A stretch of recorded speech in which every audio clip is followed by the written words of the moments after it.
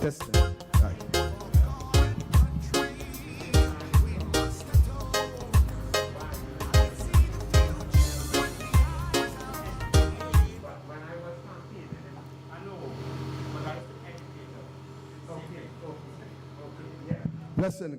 Pleasant good night to each and everyone. Welcome to U97.5 FM, douglAR Radio, hot like pepper. Today, of course, we are down in St Helena, and of course, we will be coming to you live on the UNC platform, douglAR Politics, Facts Not Fiction, and of course, right here on U97.5 FM. We want to welcome each and everyone, and today, as we begin our proceedings, as usual, I want to start first of all by calling to your attention some things that has been happening over the past months in our country. We have seen a couple of weeks ago, ladies and gentlemen, as I went to the Piarco International Airport, we have seen the government of Trinidad and Tobago, who have contracted some British prosecutors and then allegedly made them SRPs in our jurisdiction in order to conduct some investigation where the Anti-Corruption Bureau said in statements that they could not go any further. Ladies and gentlemen, when we examine those documents, we have seen a couple nights ago on the Monday Night Forum that Dr. Rudal Monilal and also some of our frontline speakers have brought to your attention documentation which was leaked to the outside as to going after certain politicians within the United National Congress. Today, ladies and gentlemen, with the time that is allotted to me, I want to go straight, first of all, to the Commissioner of Police, the Acting Commissioner of Police, none other than Mr. Jacob. And while Mr. Jacob had said to us that he was not interested in that position, a matter of fact, the Keith Rowley administration, in order to appoint Jacob to that position, they had to make moves to dismantle the Police Service Commission, which they did by interfacing and interfering. And as a result of the collapse of the Police Service Commission, what they did, a matter of fact, is those who were just below Gary Griffith, they too went through the window, and the political directorate had their choice of appointing one who would listen to the advice of the National Security Minister, and by extension listen to the Prime Minister. Ladies and gentlemen, I want to ask Mr. Jacob why they pay $40 million to contract these individuals. I want to take the time to ask Mr. Jacob tonight, what is the position with the investigation in relation to Camille Robinson Regis and that bank situation where $143,800,000 is under investigation. And I want to also ask Jacob, what is the position with the Inez Gate investigation, where the Prime Minister of this country, as he boasts that he is a businessman, and he boasts that he received some 400,000 plus as a gift in relation to a unit that he purchased, as well as his wife and his child. We want to ask the Commissioner of Police, what is the position, if any investigation into these allegations is forthcoming? I want to further ask Jacob, what is the position with the Avery drilling file? Because we know for a fact that Gary Griffith, when he left as a result of what transpired between the president and Dr. Keith Rowley, we know for a fact that Gary Griffith was on public record stating that the investigation into the Avery drilling matter is alive. And Gary Griffith also said that they were waiting for some international forensic individual to come to Trinidad, where they would be going down to the Catshill area to conduct some kind of forensic testing and investigation in relation to that oil scandal. Today, ladies and gentlemen, while we are hearing about this SRP Kate, who we know is appointed to investigate the UNC, some of the UNC frontline MPs and Speaker, I want to ask Jacob tonight, what is the position with all these investigations? We have seen, ladies and gentlemen, a Prime Minister who came to our Parliament with something purporting to be that of emails and make a big scandal as a result. Together with the conspiracy of the press, they were able to put on front page on a daily basis, UNC leader and others, they are planning to murder a journalist. Today, ladies and gentlemen, we have seen, after a number of investigations, we have seen these allegations to be false.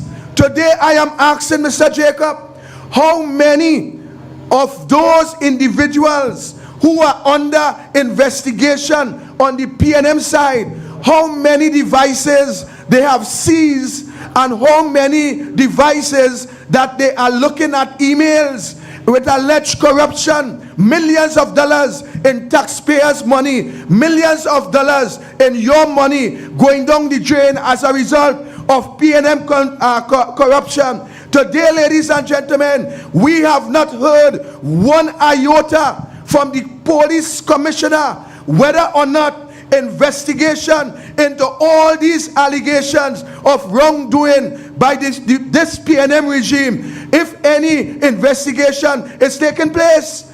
I went to the BTAM day before yesterday, a matter of fact yesterday, and when I went down to the BTAM, I have seen Fitzgerald Hines is on record telling this country that $12 million paving is taking place in the BTAM. When I went down into the BTAM, ladies and gentlemen, I saw just approximately 200 or 300 meters of paving, and we have seen documentation on the press, $12 million, and this is the kind of thing that is happening within our country. And today we are not hearing anyone speaking out and condemning the corruption of this PNM government.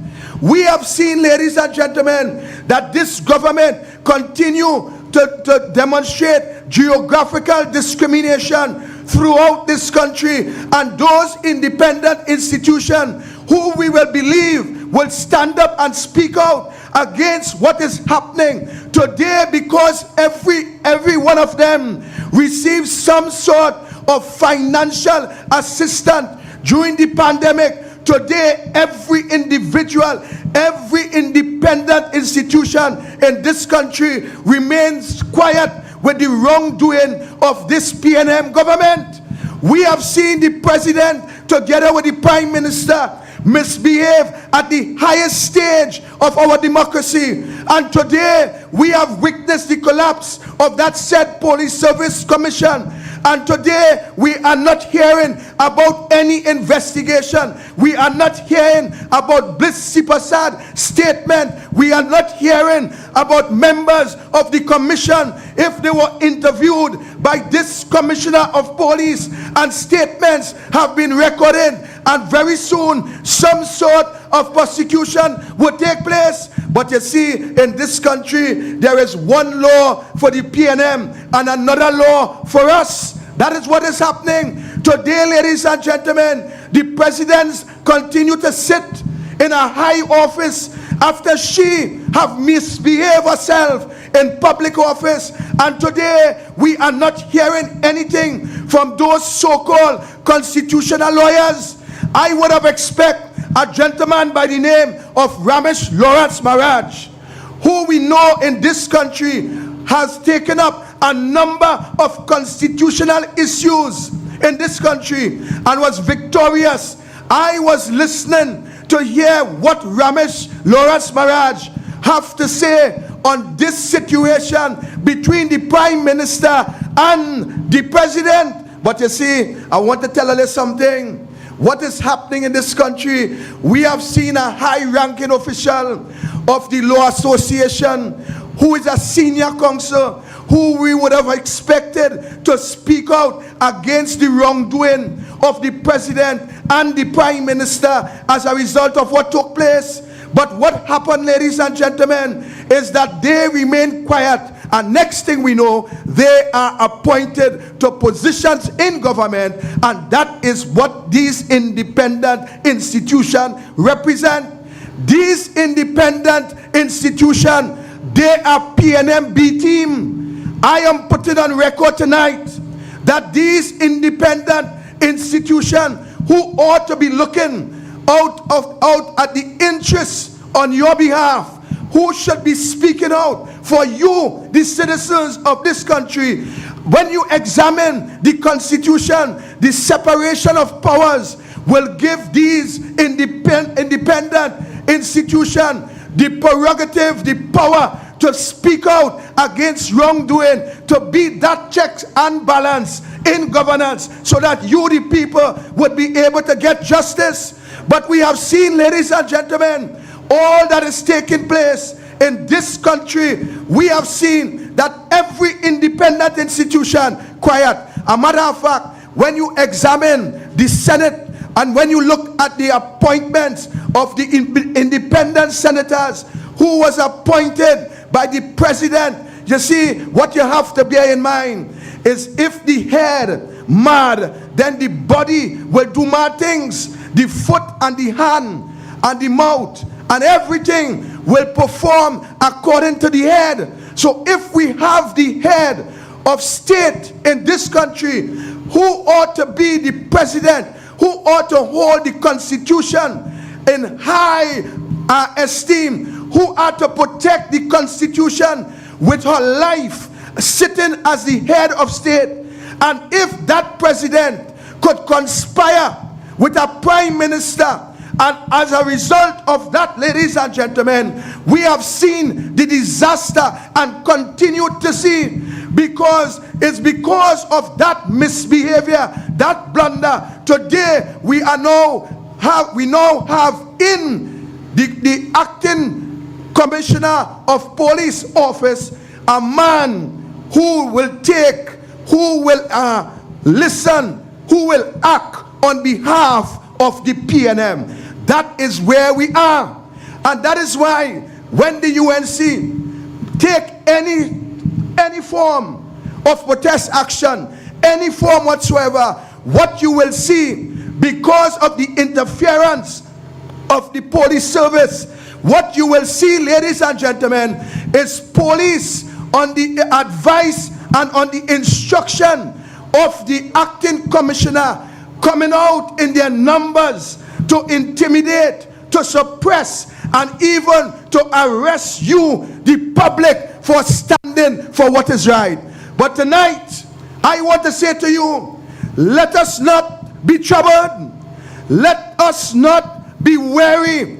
Let us continue to stand and stand in defense of our democracy. You and I, ladies and gentlemen, we are the ones who have to stand together and defend this country so that your children and my children would be able to have a future.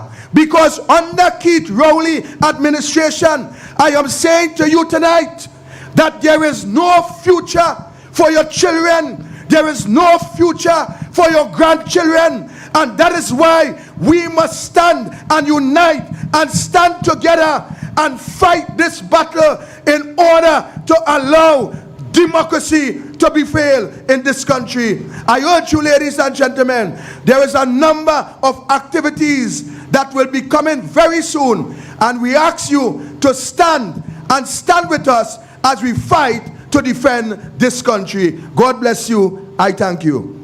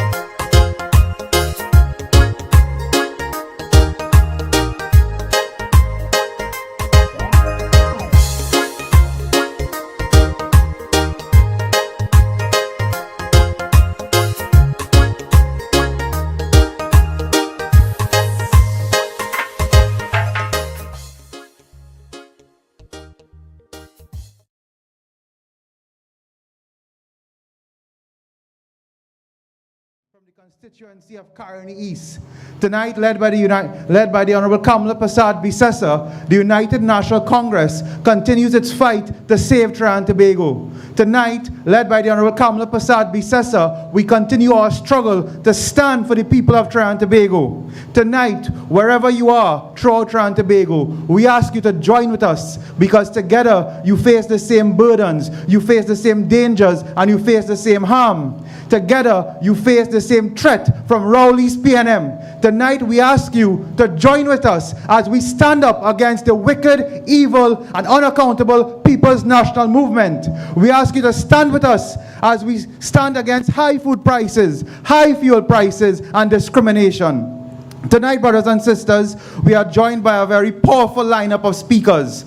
Next to me is my co-host, Kamala Pagu, who is an activist from Caroni East, but more importantly, she has a bachelor's in education.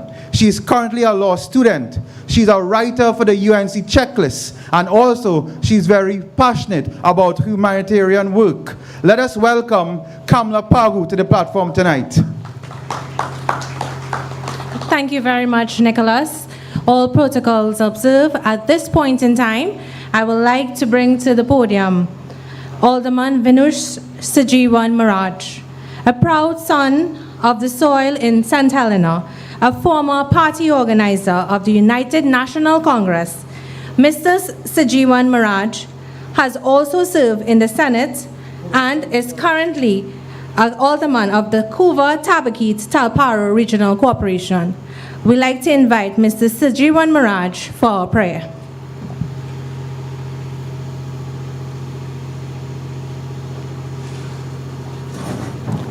Thank you, Sister Kamala. We all stand for the prayer. Sitaram, good evening, UNC family. As we pray to the one God called by many names. Om Budubua Swaha Tat Savitura Varenyam Badabo Devasya Dimahi Diyoyana Pachodaya Tumeva Mata Chapita Tumeva Bandhu Chasaka Tumeva Vidya Dravinang Tumeva Sarva Mama Deva Samasta Loka Sukino Bhavantu Samasta Loka Sukino Bhavantu Samasta Loka Sukino Bhavantu. Om Shanti Shanti Shanti. Thank you.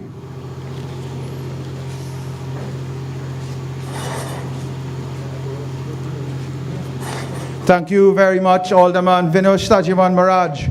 Brothers and sisters, we are here with you tonight. The United National Congress is here with you once again. This forms one of the many meetings that we continue to have with the people of Trinidad and Tobago, because tonight we continue to say that enough is enough. 7 years ago, in 2015, good governance and democracy died in this country. 7 years ago, suffering, hardship, and the worst government that this country has ever seen took office. Tonight, we say enough is enough. Tonight, we join with the people of Trinidad and Tobago to speak out for your needs. 7 years ago, they told you that they would give you jobs and prosperity.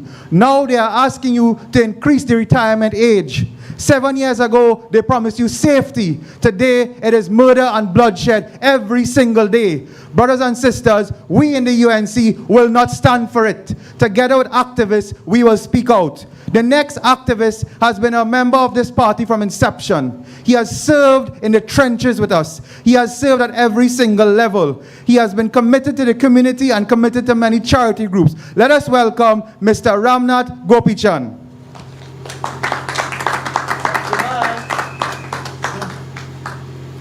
My brothers and sisters, how are you this afternoon?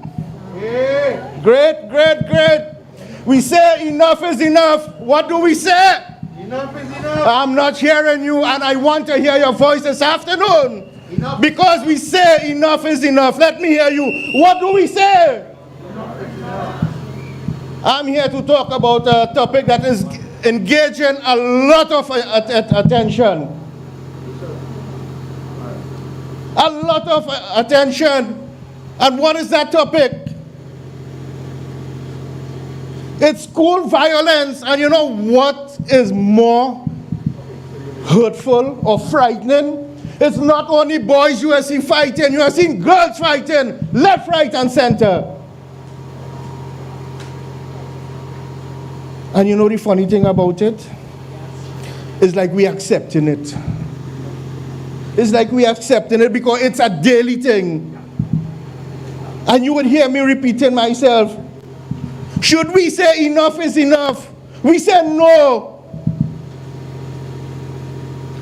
That is something we have to think about. It's my children, it's your children, it's our grandchildren we are talking about. Firstly, I would like to thank my MP, one of the most easygoing MP I've ever worked with. I'm saying that because I'm a community worker. And when this program was being planned, he said, "Son, you are a community worker. Let's hear your perspective from a community worker point of view. How should we deal with school violence?" MP, I thank you very much for giving me this privilege and this space and approximately 5 minutes to share my humble experience. You see, people fight for many things. Adults fight for many things, land, house, motor car, money, you name it. But when we see children fighting, it's something else we talk about. It's something else to think about, man. And when we hear politicians saying it's jail for them, it's suspension for them, do you think that is the right atmosphere for children? I'm talking this afternoon, but when we sit down and analyze it, is that the right environment for children? We say no. What do we do? Or what should we do? You see, when you give your child $10 or $15, $50, you give your child spending power. Do you know that? You give your child spending power. Nothing wrong with that. Absolutely nothing wrong with that. But when your child come home with $50, $75, and you do absolutely nothing. As a parent, we do nothing. Could your child be a bully? Could your child be a badger? And it goes on. This is where it starts. It starts from the child. It starts from a youth. As parents, when we see these things happening to our children, they are bringing home what they're not supposed to bring home. We have to take stock. We have to take stock. Something is happening. I'm standing on this platform and I'm telling you, politicians alone can't do it. Police alone can't do it. Parliament can't do it. Poor teachers. It's not easy being a teacher in today's society. To deliver people of integrity and honesty, each nation needs community workers. The work of community leaders is being done voluntarily, freely, out of love, and care for the nation. That is the reason I'm standing here tonight. You see, we are concerned of what is taking place in society. We are very concerned. And when this meeting was being planned a week ago, community or children violence in school is a major topic that which should be dealt with, and dealt with honestly, with a children's point of view, how they feel, how they should feel, what we as adults should do. And the strange thing is, PNM don't know what to do. Does that sound familiar to you? PNM simply do not know what to do. And talking from my personal experience, you see, I'm saying this because I belong to the Hindu Prachar Kendra. We started what we call HVC, Heritage Vacation Camp. And what do? It is difficult to get children in the afternoon. It is even more difficult to get children on weekends. Or what we do when school closed, when that August vacation holiday come, July, August, we get children or we send out invites. If you know any child or any children anywhere, bring them to the Kendra as young as 4 years old. That's right, 4 years. And what do? Instill some scars, instill values, instill discipline. And that will run, actually it's a Ramlila course. And that will run from July, August, September, October, until the Ramlila. And every weekend we have these children. Every weekend, Friday, Saturday, and Sunday, plus the 2 months, July, August. So this is what from a social worker or a community worker, this is what we have to get our children involved in. Get them involved in something that 10 years from now, once you deal with these children now, 10 years from now, you have no problem with these children. Why? Because you instill discipline, you instill value, you instill integrity. So I'm standing here tonight, and UNC, my brothers and sisters of UNC, those in charge, they are concerned of what is happening in school today. They are very, very, very, very concerned. You see, we're supposed to stand for something good, or we fall for nothing. All right? And imagine your prime minister will say, your children are they are behaving like hyenas. Is that something proper for a prime minister to say? Let me hear your voice this afternoon. Is that something proper for a prime minister to say? And we accept it. Or do you want to choose somebody like a former prime minister? I always say, Auntie Kamala, when you have a baby, you get $500 to start with. Let's give her a round of applause for that. My brothers and sisters, the choice is yours this afternoon. You have a prime minister who will say your children are behaving like hyenas, or you have a former prime minister who will show love, encouragement, and to start you off with your child, she gave you $500 a month. I thank you very much. Enjoy your afternoon.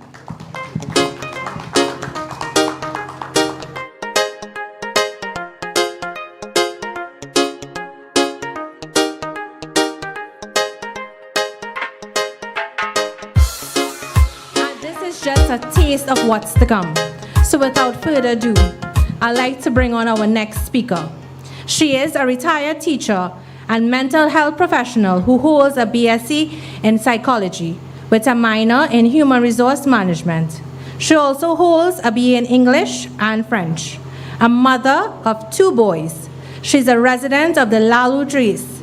She's also passionate about empowerment and of community work and sustainability for persons within the community. I present to you Miss Vanessa Truni.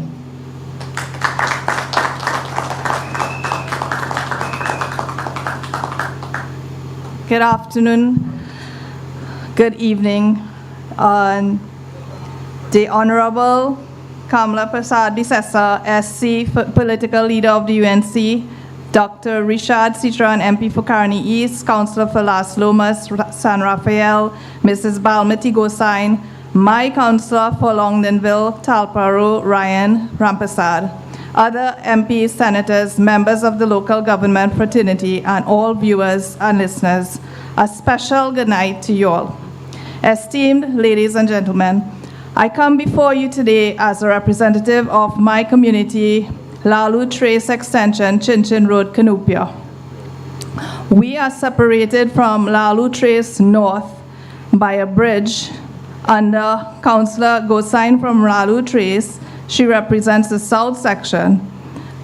She represents north, and Councillor Ryan Rampasad represents the south section of the bridge. Last year, 18th August 2021, this bridge collapsed due to heavy rainfalls, leaving a 5-foot precipice or drop in its place. It is now impossible to cross this bridge without risking life and limb. I want you to imagine having an elderly person in your family who needs medical attention and they cannot access such services on time because no ambulance will pass in this area.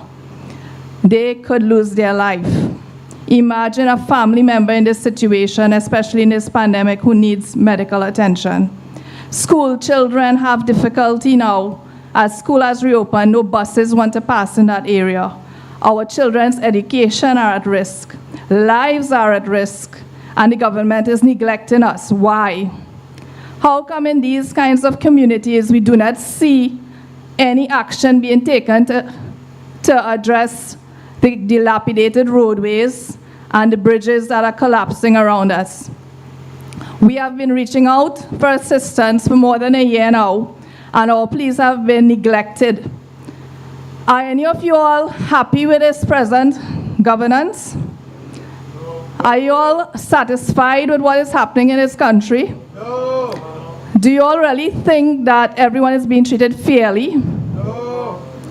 Well, let your vote count if that is the case, because we know that in certain parts of the country, if there's a single pothole, immediately it will be fixed. But in other parts of the country, we seem to be invisible. And you all know which parts of the country I'm referring to. Mainly rural areas like Lalu Trace community. Are we second-class citizens? How come our pleas are going unheeded, neglected, and our cries for help are being ignored? Esteemed ladies and gentlemen, the area where I live services approximately 200 residents and 50 agricultural laborers who need this bridge for their daily commute. They are putting food on the table, these agricultural men, and they now have to struggle to get to the main road.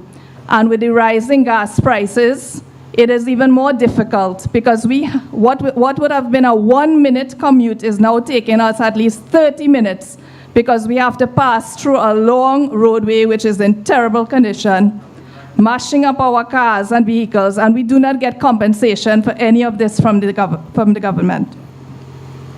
The interesting thing is that appeals have been made repeatedly. Our councillors, our MPs are doing everything in their power to assist us. They have helped us to organize petitions and protests and marches, and they have given hampers to those in need, but it's not enough because we need the funds to fix the bridge, and that is not forthcoming. Why aren't we getting the funds to do basic repairs in this country? Where is that money going? What is it being used for? Yes. So what I want to tell you is that our lives are at risk in this country. We have done everything in our power to get the attention of the government, and it is clear that they are doing nothing. They are neglecting our pleas. And if anything should happen to a resident inside my community, the government will have blood on their hands. That is all I have to say. Thank you very much.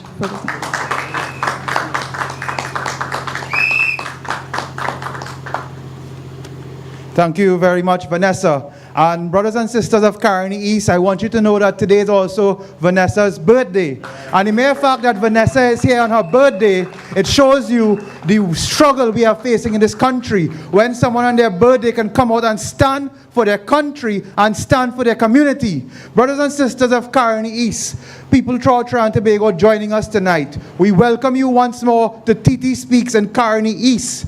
Tonight we continue to stand for you. Led by the Honorable Kamala Prasad Bisesa, tonight we continue to defend you. Because you see, brothers and sisters, we have a government that has lost all of its usefulness. We have a government that is bankrupt of ideas. Imagine you have a national security minister that does not know it is his duty to protect you.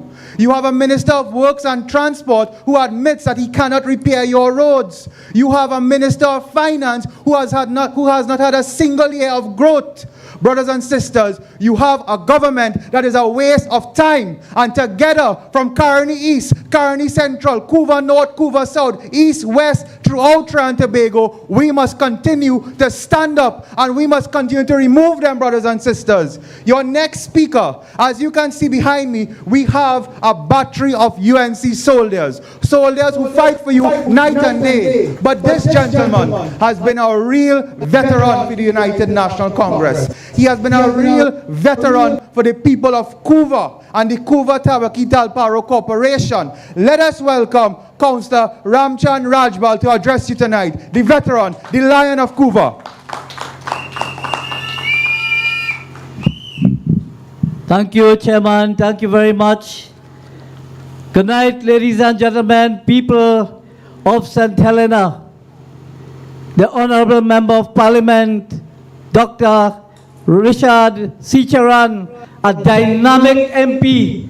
Ladies and gentlemen, I have heard this gentleman on several interviews on the national airwaves, and he is up to the point, a man who knows the issues and are rightfully representing this UNC government as the shadow Minister of Health. Let's put our hands together and give him a lusty round of applause for his contribution. Chairman of the Couva Tabaki Talparo Regional Corporation, our esteemed Henry Awang, and other councillors. And this constituency is so unique. It has councillors from Tanapuna, Piako Regional Corporation, the Shagwadas Borough Corporation, and many of my colleagues from the Couva Tabaki Talparo Regional Corporation is amongst us here this evening. Ladies and gentlemen, I bring greetings on behalf of the people of Couva and my electoral district of California, Point Lisas, to let you know that crime, according to the government, there is a decrease in the increase of crime in this country. You can hear, look, I don't want to use the word here tonight, a lot of foolishness. They run out of answers, ladies and gentlemen. Crime has taken over this country, and there is no measure of it getting better under this present regime. My brothers and sisters, there were many people, hearts were bleeding when they talk about the increase of the gas prices. And up to the very sad day, people were very hopeful that the government will roll it back. Because you know why? Children, their parents could not afford to send their children to school because of money to travel. Devices they didn't have. Children that lived in spontaneous settlement were denied of an education for 2 years and counting because they never got the devices promised by the government of Trinidad and Tobago. School uniforms they didn't have, so they could not attend school. Over 40% of the children are still at home. Unemployment is still high in this country. Many of the parents are still unemployed and cannot get a job today. And this is what you talk. They're talking about a caring government. Brothers and sisters, I want you to throw your mind back from 2010 and 2015. And when you compare 2010 to 2015 and from 15 to today, you will see that the best government that ever run Trinidad and Tobago is the UNC People's Partnership Government. I have a slogan now, it's not People National Movement again. PNM stands for People Never Matter for this government. My brothers and sisters, just a few minutes, I want to let you know that discrimination and victimization has been the order of the day by this regime, by this wicked, callous PNM government. I just want you to remember again when the fishermen, the 7 fishermen lost their lives 2 years ago in Calibe, down in Couva area. The Minister of National Security then is the same Minister of National Security now, who said that he cannot, he's afraid to come down to Couva to give moral support to the parents of these children. And you talk about a Minister of National Security who has all the power and the instrument to have security with him anywhere he goes. So I tell you, once you live in beyond the Caroni Bridge, down to the southern side of this country, is victimization, pressure, and hell for people of Trinidad and Tobago. And we're going to put a stop to that, because come next election, and we're going to start from this local government election to send a signal, Just as Tobago sent the signal, we're going to wipe them, we're going to get rid of them once and for all. Ladies and gentlemen, continue. This is a good meeting. People on the airwaves, you can forget everybody, but do not forget the people, national movement, the suffering they have given to you, my brothers and sisters. Thank you. Now, I told you we have a power pack lineup, and that is what I meant when I say power pack. So tonight, we are here to enlighten each and every one of you about the neglect that this PNM government is doing to us. And we are seeing it every single day. And I'm sure you would agree with me, this government don't care about us. They don't. We are feeling it every single day.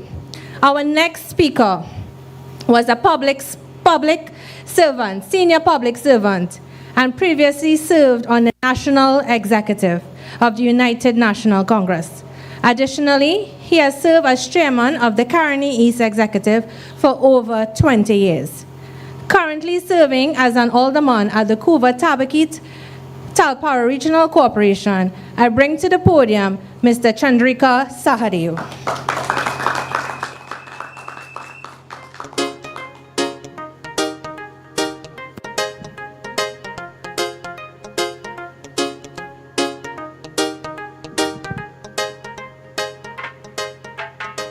Thank you very much, Madam Chair.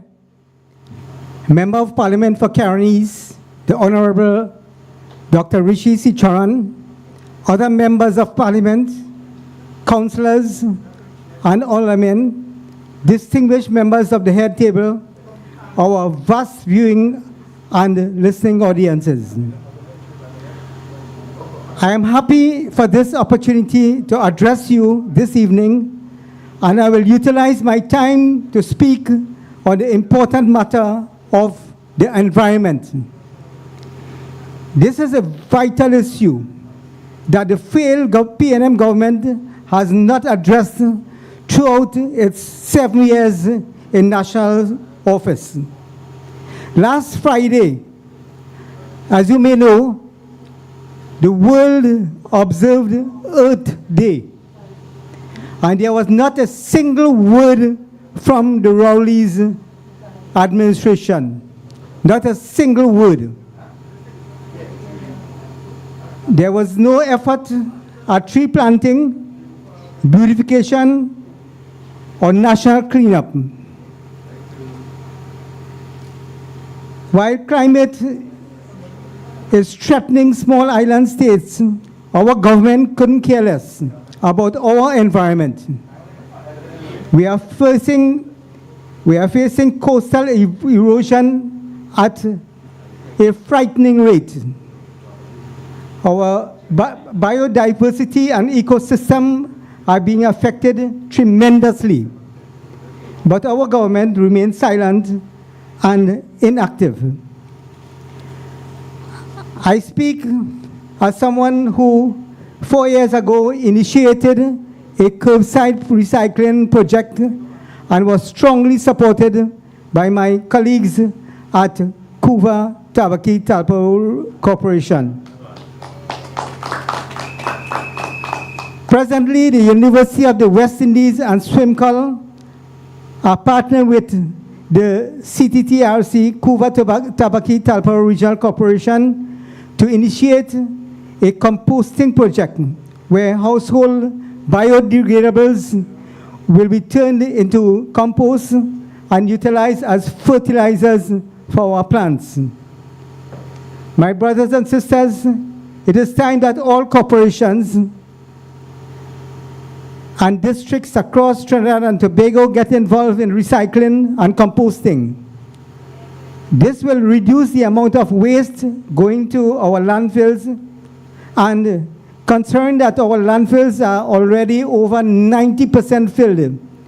This will surely be most beneficial to us. It is long overdue that the government pay attention to the state of our environment.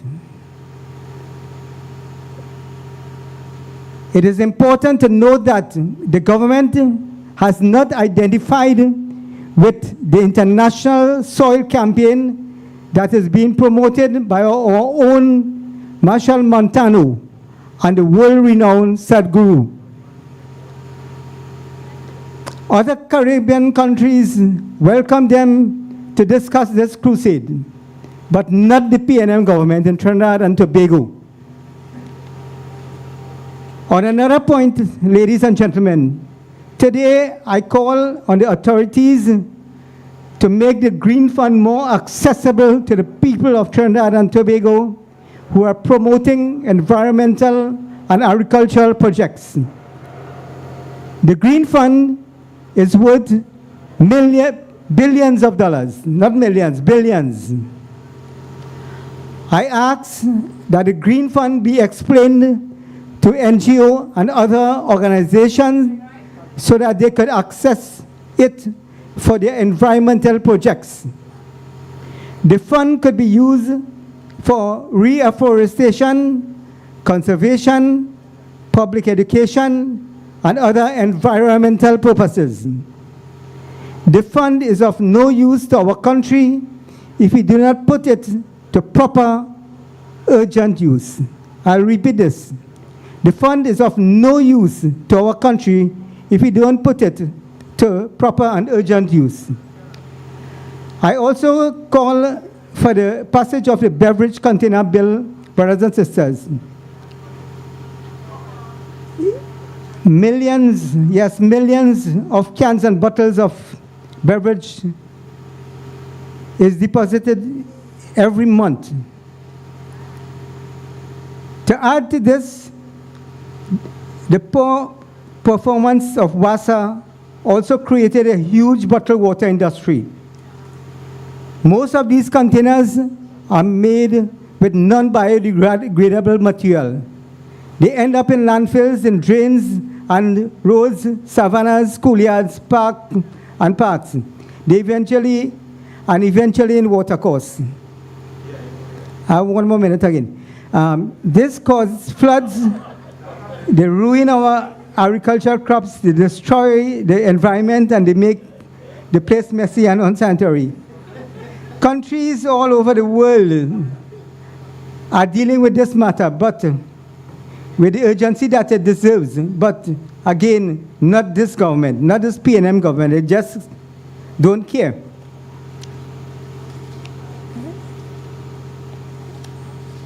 The beverage container bill would create a refund system for containers and thus reduce the effect of disposal on the environment. This country has been talking about this bill for too long. Other countries have passed similar laws. It is time to take action. In the US, Canada, and other countries like Germany, similar legislation has led to reduction of up to 80% of containers being discarded in public. We in Trinidad and Tobago urgently need a system for collection and proper disposal of beverage containers.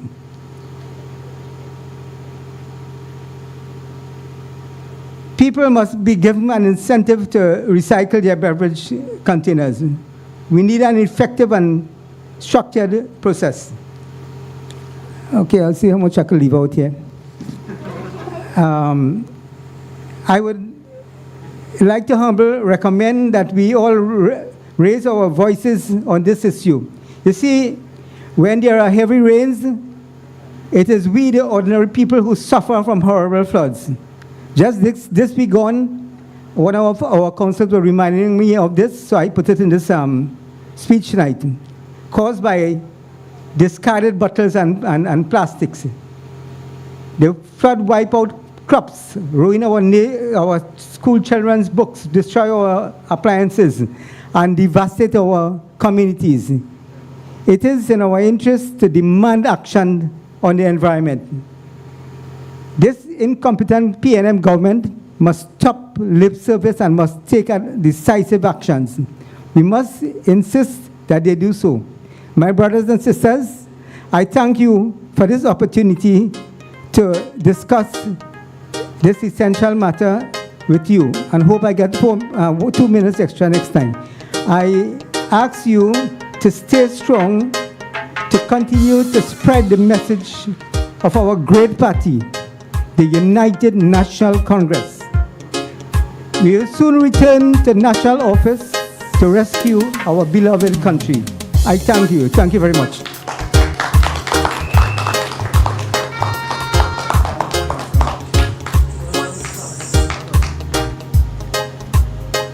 Thank you.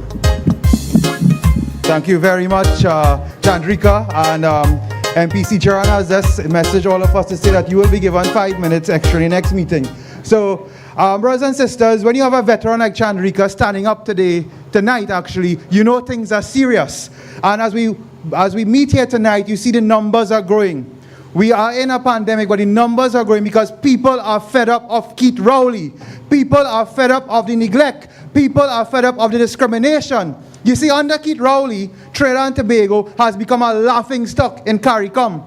You see, when our neighbors say that Trinidad and Tobago is falling apart, they want to get vexed. But when you could abandon a refinery that was perfect, you know our country is falling apart. When you could abandon 4 divers in a pipeline, 4 of your own sons, you know our country is falling apart. When you as a government could fail to protect women year after year, you know our country is falling apart. When you as a government could cut gate, could cut scholarships, you know our country is falling apart. That is why tonight, led by Kamla Prasad Bisesa, wherever you are in Trinidad and Tobago, understand that the UNC cares and the UNC is fighting for you. Our next speaker is a fighter. He has been a servant of this party for many years in the central region. Last year, he swept the polls in the by-election in Chaguanas. Let us welcome your counselor Councillor Richard Sukdeo.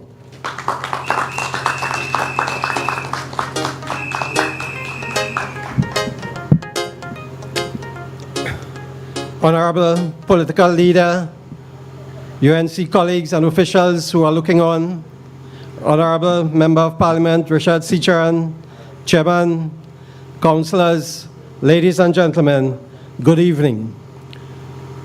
I just want to say that the Member of Parliament for Karen East is a man, a principled man, who is fighting for his country. All I can say now is he's the Minister of Health in waiting.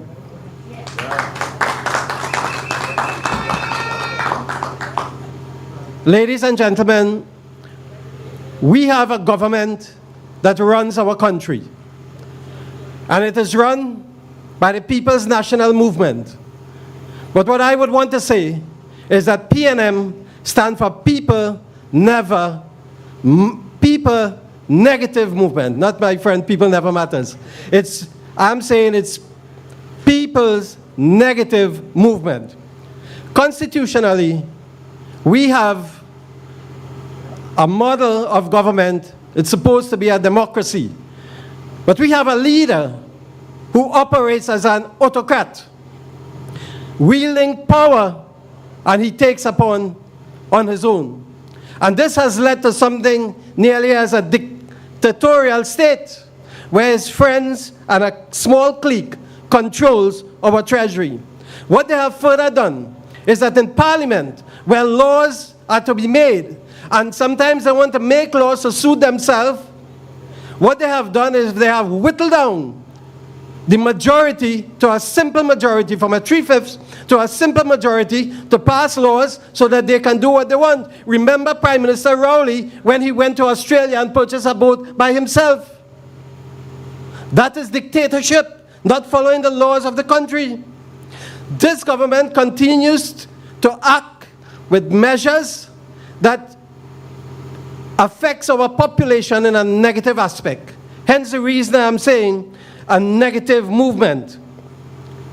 Ladies and gentlemen, we would have just had a last increase in fuel price. 4 times fuel price was increased. The last time they are saying it increased by $1. But we in Trinidad know we don't operate with liters and so on. We say a gallon.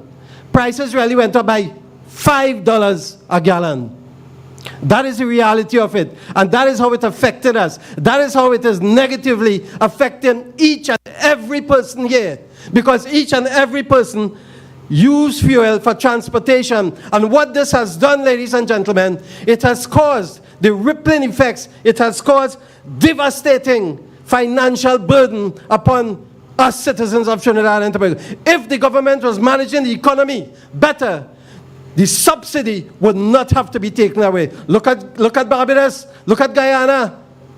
All over the place, they have added subsidies for their people in order for the people not to suffer. Hence, I'm saying, instead of putting actions for going forward, the PNM is people's negative movements. We now have to park our cars. We have to carpool. We have to do less traveling. They are taking away our little luxury and our safety aspect by removing the subsidy. I just want to touch quickly on a very touching issue in my district of Cunupia. Ladies and gentlemen, our school children are the future generation. They are the ones of tomorrow to minister, to rule over us. What we have in a school right now, in a community center in Jerningham, they have taken a school from Londonville for the past 5 years, and they have placed it in the Jerningham Government Community Center. First, they wanted it for, I think, was a period of 1 term. It has now reached a period of 5 years, and when now they have a school population of about 300 pupils there. And I want to tell you something. If you visit Jerningham Community Center, you would know it is not fit for a school. The place there, it is unsecure. It is not fitted with equipment, with furniture. The protocol there is bad. Now we are in a stage of pandemic, and you know, there's no safety aspect there. Our school children are suffering because of this. Imagine you take students from Londonville and you have placed them in Jerningham. What about the distance inconvenience, the time, the extra passage to bring those children to school? I want to tell you something. The Ministry of Education had one of the highest budget allocation in the last budget of $5.119 billion. And you want to tell me, ladies and gentlemen, they can't fix a school for the future of our nation? But they could spend money on a taste of carnival. What did we get for that? People's negative movement. Instead of we going forward, the PNM is taking us backward. And just on community center, I would want to say, a friend told me in St. Augustine, no board was appointed. Since 2017, the board of management, it expired. The PNM didn't see it fit to appoint a new board there. Community centers are a place where the unemployed, the youths, the single mothers, where they give courses, where it is youth for the community, especially in a time of unemployment. And this is what they are doing. They are negative in their thinking. They do not think proactively. They do not think for the benefit of the citizens. Yet you can see monies wasted and frittered away all over the place. Community centered, it is something that, you know, with so much unemployment in the place, where are the sewing courses? Where are the cooking courses? What's going to be done? The St. Augustine Community Center is being neglected and is being dilapidated at this moment. And the government will not see it fit to spend some money to upgrade it so that the people and the citizens of the community can upgrade themselves. That is people's negative movement. That is what PNM stands for. I know my time is running out, but I just want to touch on one thing again. In my electoral district of Cunupia, a bridge collapsed, a 2-lane bridge.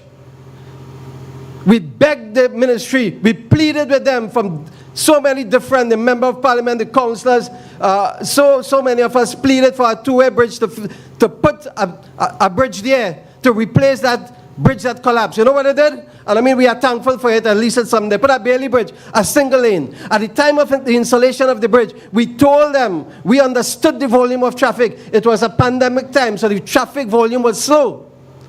So the traffic was at a minimum. We explained to them, listen, when things get back to normal and everything, the traffic is so heavy on that road. You know, people have been calling me, Burgesses, residents. A woman called me and she said, Councillor, what is it all you're doing? I've been standing and sitting in my car for 30 minutes because there's not even a traffic light on that Bailey Bridge. And no one is giving each other a chance. What it is causing frustration, impatience, children are going to school late, Parents are being frustrated. It is even causing road rage. What is this government doing? A simple thing, that they cannot put financing for a traffic light system, one stop, one go, so that we can have flowing traffic on either direction. Ladies and gentlemen, that is people's negative movement. The per capita income at the Chaguanas Borough Corporation is 1/5 of what is happening in Arima and Point Fortin. When you work it out, we see that we are getting so much less money there. I would want to call it, as being touted, it is geographical discrimination. Why is it cannot be fair across the board? Why can't we have the resources in County Caroni and Chaguanas Borough Corporation as they have in Arima, Point Fortin, Port Esprit, and what? Are we not people? Are we not citizens? Are we second class? Maybe that is how they are seeing us. That is why, ladies and gentlemen, we got to make it our effort and remove this wicked, vindictive People's National Government and put a government in place under the leadership of our honorable, esteemed political leader and the best Prime Minister Trinidad and Tobago has ever seen, the Honorable Kamla Prasad Bisesa. That is what we need. We do not need people, as the Master Samuel would say, Minister of National Security, my job is not to protect you. No, we need people who can stand up to the job, who can do the job for the people of Trinidad and Tobago. Ladies and gentlemen, there is much more to say, but another time. Thank you very much. God bless you. Thank you very much, Mr. Sukhdev. And we don't have enough time for our speakers.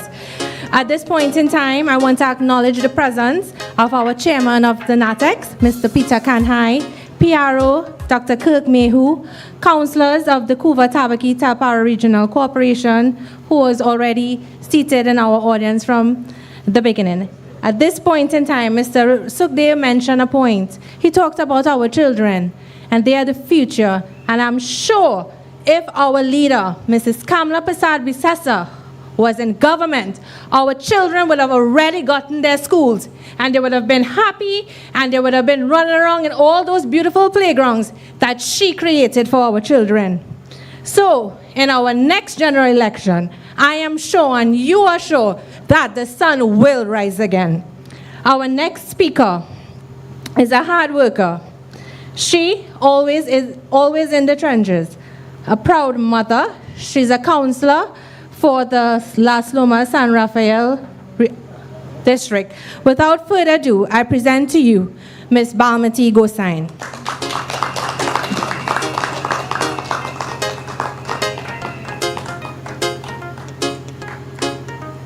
Senator Jerlene John, MP Richard Sicharan, Chairman Henry Awang, my fellow councillor colleagues, aldermen, brothers and sisters, good evening.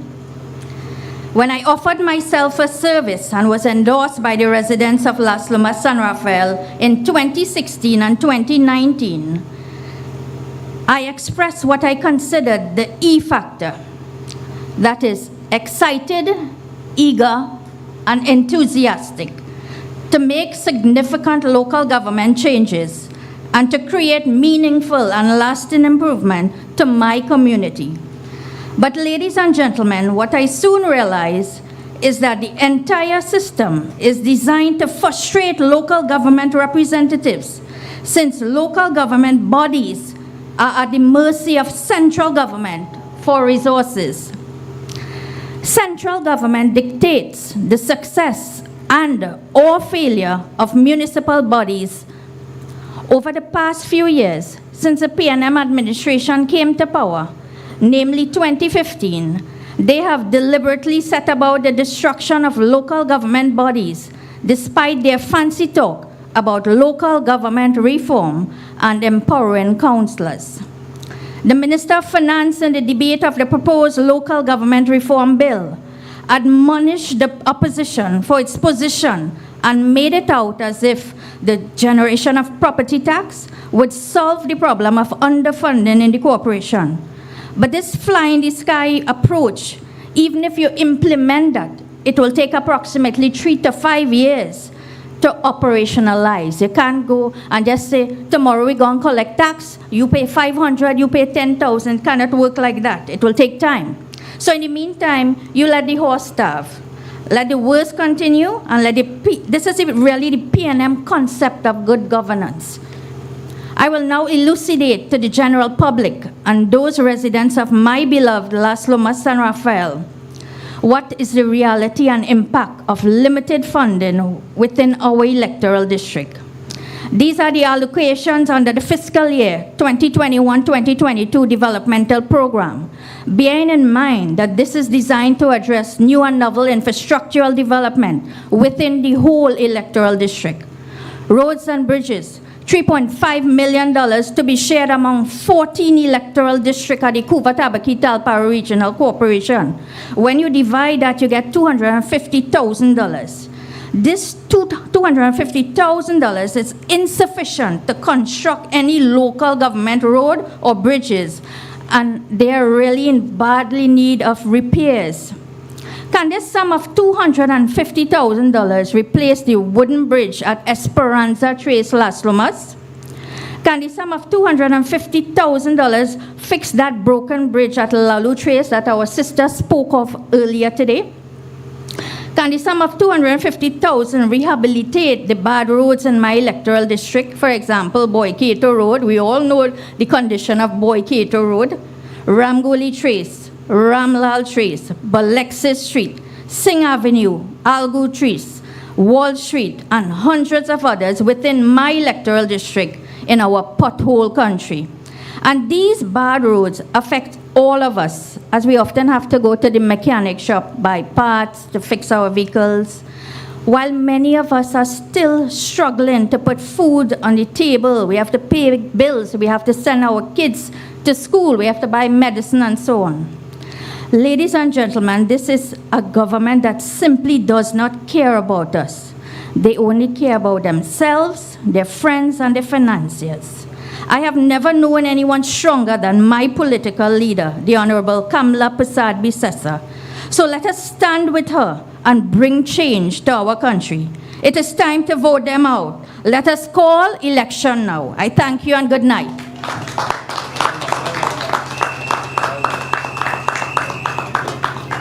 Thank you very much, Balmati. And brothers and sisters of Caroni East, she is very correct. The time to vote them out is now. The time to move them is now. Brothers and sisters, in a few days, your great party will celebrate 33 years. Your great party will celebrate 33 years of being the only political party in this country that ensures development for every creed, every race, and every single citizen. Brothers and sisters, you all have stuck with the UNC for decades. You have stuck with the UNC through thick and thin. Today, the United National Congress is at its strongest. You have never seen the UNC as a political party fight so hard for the rights of the people of Trinidad and Tobago. Because today, we face the worst government that this country has seen. But under Kamla Prasad Bisesa, the UNC has stood strong with you. You have seen the UNC have a Monday night virtual report. The UNC has its TT Speaks, its Sunday press conferences, its People's Revolution. Last week it was the UNC at every single interchange protesting the fuel increase because the UNC cares for you. But more than that, Kamla Prasad Bisesa cares for you. Years before, the UNC was not strong as this.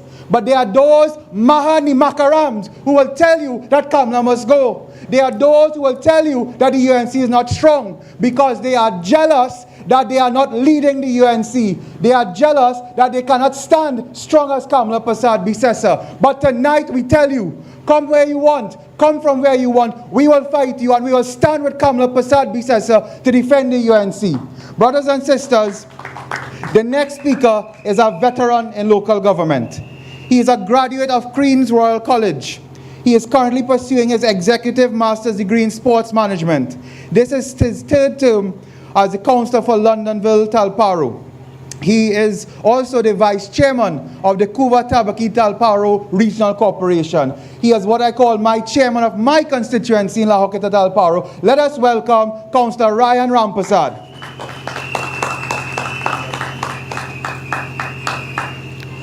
Thank you very much, my good friend Nicholas Morris, very hard-working guy.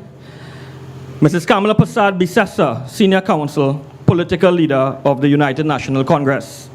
Our host, Member of Parliament, MP for Caroni East, the hard-working Dr. Rishi Sicharan, whom I really enjoy working with. Thank you for including me in this program here this afternoon. Other MPs, senators, councillors, and aldermen, the Caroni East Constituency Executive, a very hard-working bunch of people, all our UNC family, and I must say a special good night to a very special lady who came in all the way from Canada to be with us. She's in the audience, Karina Bechan. Let's give her a round of applause for joining us, please. And she's a very hard worker all day, all night. She's always on the social media. My UNC family, how we feeling? I feel like we're ready for a general election. What do you think? Well, I'll tell you something. Elections have consequences. Trinidad and Tobago, you made the biggest mistake of your life by placing the most arrogant and incompetent man in charge of our beautiful country back in September 2015. For 5 years prior to that, that is from 2010 to 2015, we had a happier country. We had a safer country. We had a country where people could have afforded to buy food for themselves and their families. They could afford to buy fuel for their vehicles. They could pay their bills and still save a little something. It broke my heart when just yesterday, a man from Las Lomas called me and asked me for a food card because it is very difficult for him to make ends meet. He even went on to tell me that he decided to stop going to church on a Sunday because he simply cannot afford the increase in his fuel bill. So to Mr. Imbert, Minister Imbert, and to Dr. Rowley, I want you all to digest that. A family has to stop going to church because of you all, you uncaring P&M government. Between 2010 and 2015, we had a leader who genuinely cared about everyone, and I mean every creed and race. Back then, whether you were rich or poor, when you enter Form 1, you were presented with a laptop computer. This enables students to do their work both at home and at school. And if they didn't have Wi-Fi at home, that was still not a problem, because our caring government back then, between 2010 and 2015, equipped various community centers across the country with powerful internet systems. That is the PALS system, Public Access Learning Systems. And these students could access it in the various villages. I clearly remember driving through San Rafael and Talparo and looking at many students on the afternoons, and obviously they did not have internet in their homes and they would be doing their research and so on. I felt really happy because we completed the entire circle by not just providing them with devices, but giving them internet also in the communities back then. As we are on education, school reopened last week in full, and all students are back out. Don't think for a minute that there is no longer the need for laptops and other devices. These students, all of them, every one of them, ought to have some form of device to continue their work properly at home, to do their research and so on. Additionally, as we are on education, have you all seen the amount of fights taking place recently in schools? I mean some really, really violent fights. Imagine the Minister of Education is speaking about placing police officers in schools to curb the violence. Whilst I understand that something must be done and done so urgently, when you arrive at this desperate stage, it tells me that you have failed the children of this country and you ought to be removed from office. Parents are now petrified about sending their children to school. Just this morning, I heard a popular talk show host say that whilst Rome burns, the Prime Minister flies out, and he was speaking about the present situation with violence at schools. And the talk show host stated that the Prime Minister should have led from the front, touched down at those schools and dealt with those problems at the schools. Well, I want to tell that talk show host, no. Dr. Rowley is the last man who could correct any of those students. A former Prime Minister from his same party stood in Parliament and referred to him as a raging bull. Most of us remember the now popular lines. The minute you oppose my good friend, he gets very, very angry. And if you oppose him strongly, he becomes a raging bull. But there is some fine print after that that may just be as equally or even more important, where Patrick Manning goes on to say, Mr. Speaker, we do not tolerate bullying in the secondary school system, and we're not tolerating bullying in the cabinet. And if the member for Diego Martin West wishes a cabinet in which bullying is the order of the day, then he's going to have to form that cabinet himself. Well, Trinidad and Tobago, this is where we are at, unfortunately. We need to keep focused. We need to keep working, keep together, and keep going. I close by reminding you of Harriet Tubman's advice. If you hear the dogs, keep going. If you see the torches in the woods, keep going. If there's shouting after you, keep going. Don't ever stop. Let's continue the fight and bring the UNC back into power. Thank you.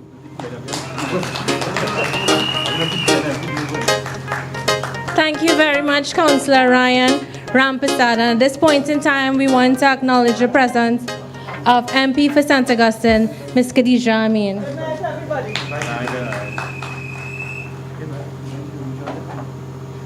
I'd like to also invite Senator Jolene John to the stage. So, let me ask you a question. Do you all really want that raging bull to continue to dictate our lives? I'm not hearing you all. No. All right.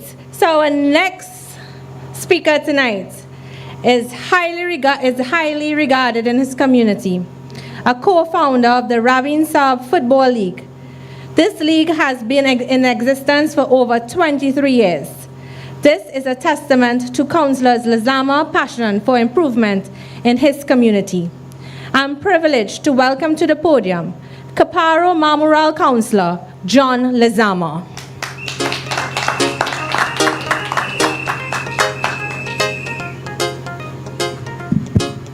Thank you, Madam Chair. Honorable Political Leader Kamala Prasad Bisesa, Deputy Political Leader Senator Jolene John, Vice Chairman of the UNC, MP Khadija Amin, MP for Caroni Central, Caroni East, Dr. Richard Sicharad, fellow councillors, aldermen, and Chairman of the Cuba Tabaki Talparo Regional Corporation, fellow councillors, aldermen of the City TRC, Chaguanas Borough Corporation, and Tunapuna Corporation, all party executives, and UNC family. Good night. I made a promise to myself that whenever I get on a podium like this again, I will take the opportunity to address you, and I would touch on 4 issues on every occasion which affect the daily lives of the burgesses of Kaparo Mamural. Not only is there only 4 issues, because if I have to address all, it will take me whole night. Now you're here in Kaparo Mamural and you're asking you in Eco Park in St Helena.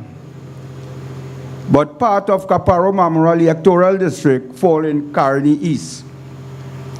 Hence, you're here in Kaparo Mamural tonight. You see, brothers and sisters, these problems didn't start yesterday. It started when a government who was elected 7 years ago neglected their responsibilities to address these issues when it was small. Today there are major issues.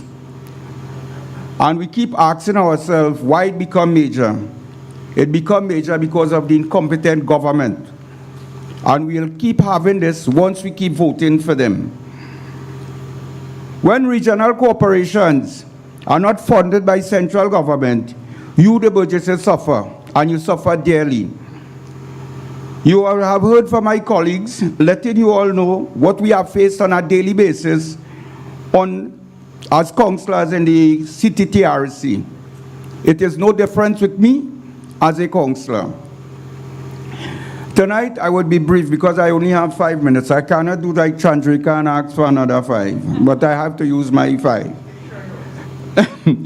Tonight, because of only 5 minutes I have, however, I would like to address 2 issues: landslip and bridges in the Kaparo Mamural area. Although all other councillors suffer in the same places like Councillor Ryan Rampersad and Balmati Gosain, but I just want to touch on 2 because it affects severely on the burgesses of Kaparo Mamural. There are 5 landslips on Fletcher Road within a half-mile radius. There are major landslip on Car Road in Caparo, Chickland Road in Caparo, Mamural. Well, Mamural have too numerous to mention. Grand Couva, and even along the Caparo Valley Brasso Road. Look, if I have to call out and identify all these landslips, it might take me whole night. So I had to cut short. Caparo Mamural. Instead of we say the district of Caparo Mamural, we should say the electoral district of landslips. And I had a councillor colleague of mine, may God rest his soul, that he used to call Landslip City. His knees became sore begging to fix landslip. Well, I don't think I have knees anymore. Numerous visits, site visits, were made to these landslips.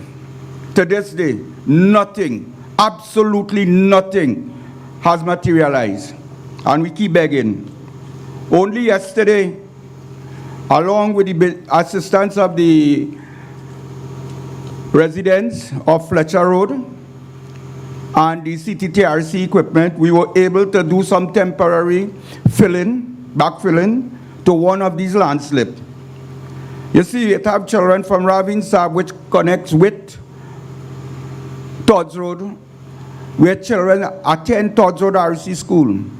If you have to make the wrongs all through Palmas, it takes you roughly 5 hours. Not 5 hours, but 5 miles away from what is usually a mile away from your home. So we did that with the help of we asked the MP for the area, Mr. Foster Cummins. He made numerous visits with numerous engineers. Up to this day, we see nothing. And we keep asking, when would this thing? Do this government really care about these children in this area? Probably Mr. Imbut will call them Dwen too. But we cannot be living in this sort of situation. Every day we keep begging. It's time we had to stop begging. Those who traverse the Caparo Valley Brasso Road, you will notice the new handrails. The handrails in Caparo Valley Brasso Road is bamboo and caution tape. That is where we reach to. This is where we thought we were in the 21st century, but apparently we're back in the 19th century, where bamboo was already there to do everything. This is what you call government for the people. But the old people say, time longer than twine. It have a time for them. Apparently, councillors and the corporations appear to be the new social development ministry. It has become the norm now that families seek the assistance of councillors, the corporation, for a daily meal, for uniform for the children, for school books. How can a councillor on this meager salary, where we have budgets in the thousand, some in my area alone there is over 10,000 budgets, where do you get in that money from $4,300 to give people to survive? That is what we are faced with. So what are the social development ministry doing? I know, I wish I could talk for an hour, but I know it permit, that time does not permit me.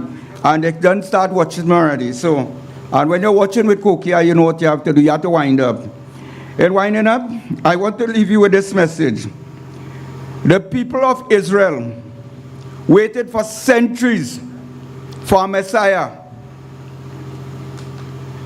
to come out of bondage from Egypt.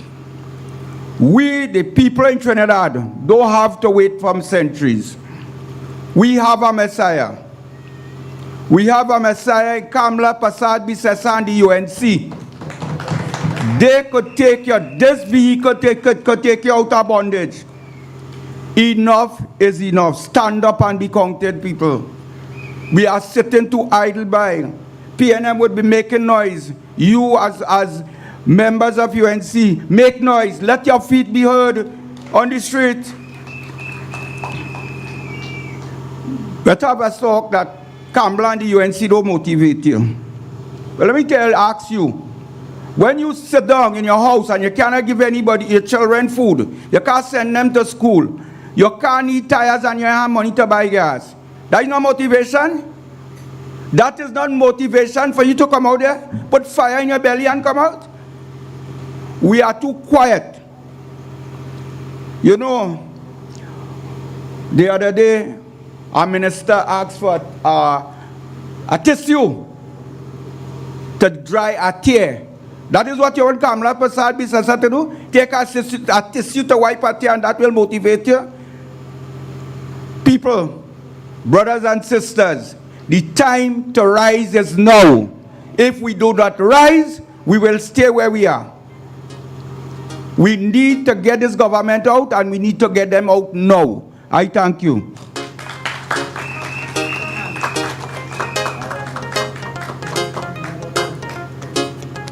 Thank you very much, John.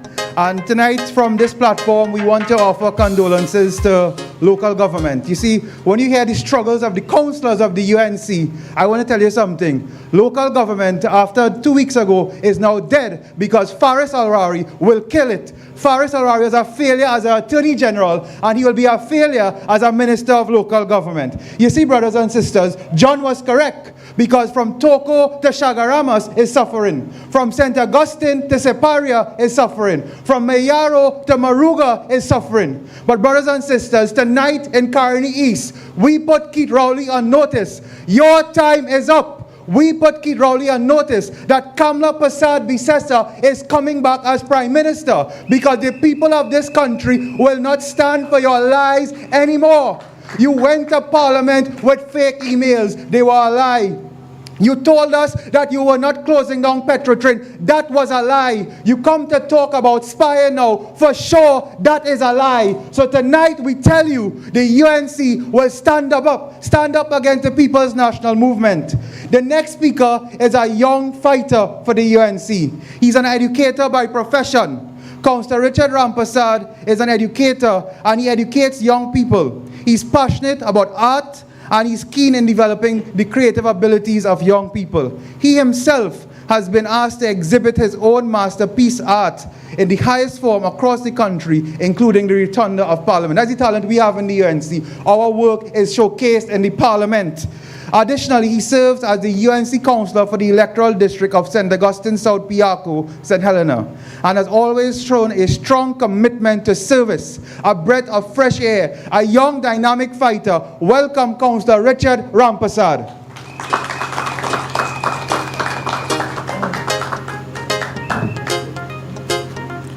Good night. So it's always a humbling experience to come and stand before you in the flesh, now that we would have transcended beyond the COVID restrictions, the lockdowns. I could address you in a physical format. So good night. Honorable political leader of the United National Congress, Ms. Kamla Prasad Bisesa, our Member of Parliament for Caroni East, Dr. Richard Sicharan, other MPs present with us here tonight, aldermen, councillors, senators, members of the NATEX, good night.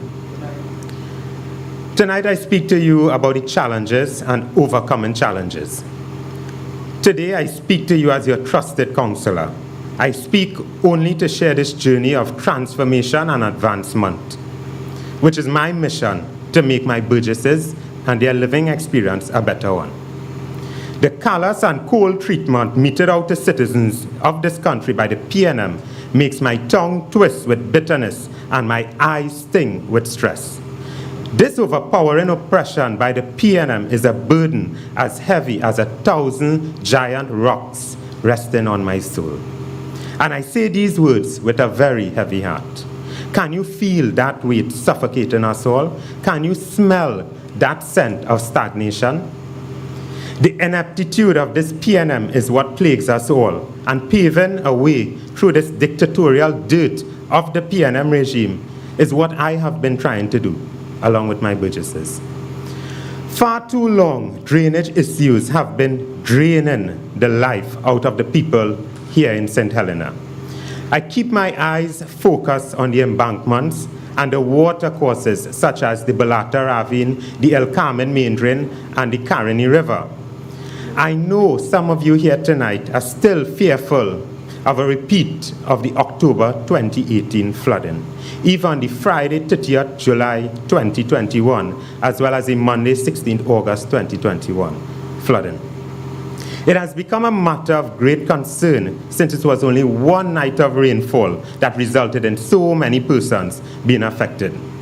Tonight, I am humbly seeking answers from the Drainage Division following 3 questions that I have for them. 1, have the source of flooding been ascertained? Were they able to identify the riverbanks and the embankments that need work to avoid this predicament in the future? Why did this flooding take so long to subside completely? And finally, which waterways need to be treated with? So these are the questions I'm positing for the Drainage Division of the Ministry of Works. Under this PNM incompetent government, we have a historical lack of dedicated programs to clean, clear, and distilled water courses. Now, we know it's not enough to just posit a problem without giving a solution, so I will attempt to do both. So the problem, what is the problem? The historical approach to drain cleaning and clearing has become a mere minimum one, which is an incomplete cleaning of debris from the drain, especially the covered drains. For example, the one along Madras Road and the one along the Caroni South Bank Road. That is the problem. What is the solution? Here's what I am proposing. A dedicated program of drain cleaning and clearing during the dry season with a commitment to remove the majority of slush and debris from all concrete drains, covered and uncovered, and to widen and reshape the edges of earthen drains as far and as wide as possible. This obviously would require additional manpower, additional equipment, and perhaps some small machinery and proper supervision. First, we can start with a drainage audit, where a small team of supervisors can walk the district accompanied by residents who are familiar with the problems, identify and prioritize the remedial actions necessary, and use perhaps a scale of 1 to 3, which would determine the most critical blockages to be cleared. This is something very feasible and possible. It just takes the right vision and the willpower. This triage system, because it's threefold, will help to make the program impacting and manage with a limited resources. Perhaps the program can be capped at 100 interventions in its first instance over a 4-month period, which would take us to 25 projects per month, 1 per day effectively. Flooding is like a cancer that needs to be eradicated, or else its effect can spread like a vine of total annihilation in people's property, and our beloved land drowns in an immense brown river of suffering in which only a boat can navigate through. Let us not forget there are persons who haven't received their compensation from the flood in 2018. To this day, many people suffer from that slaughtering of their prized property. To this day, we know that flood mitigation efforts need to increase if we are to evolve as a country, yet enough is not being done. Another item I wish to highlight is the presence of the giant snails in this community and in many other communities in my electoral district. So this is the problem. We have a giant snail infestation, and this was imported in St. Helena several years ago, where they thrive, multiply, and spread out, affecting many areas.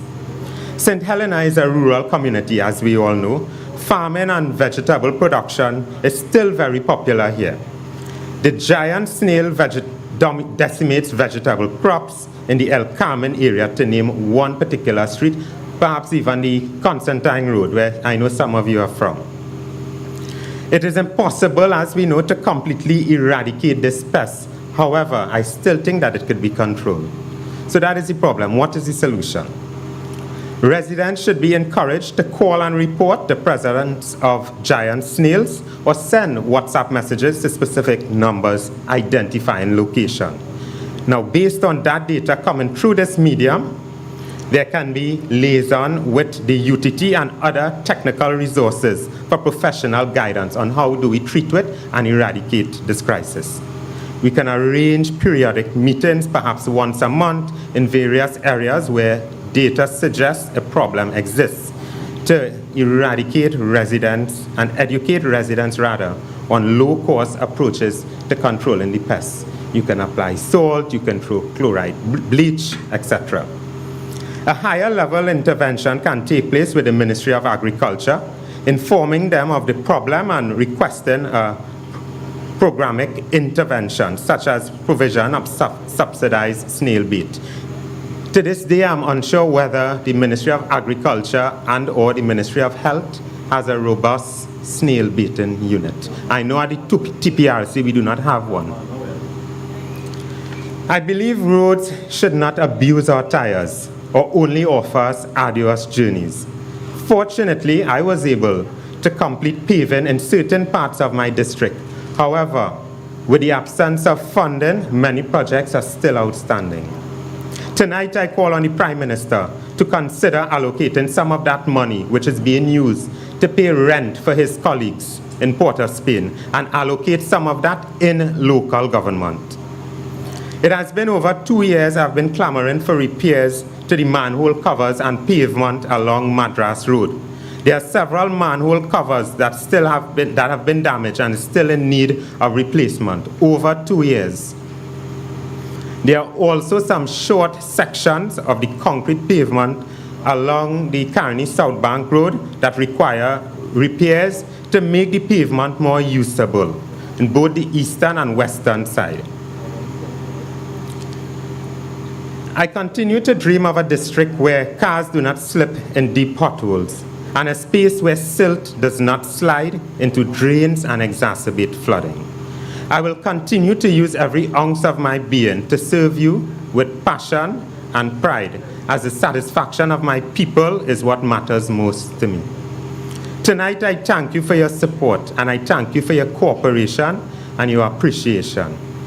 I received this message and I claim it as my own, and I continue to help in whatever way I can.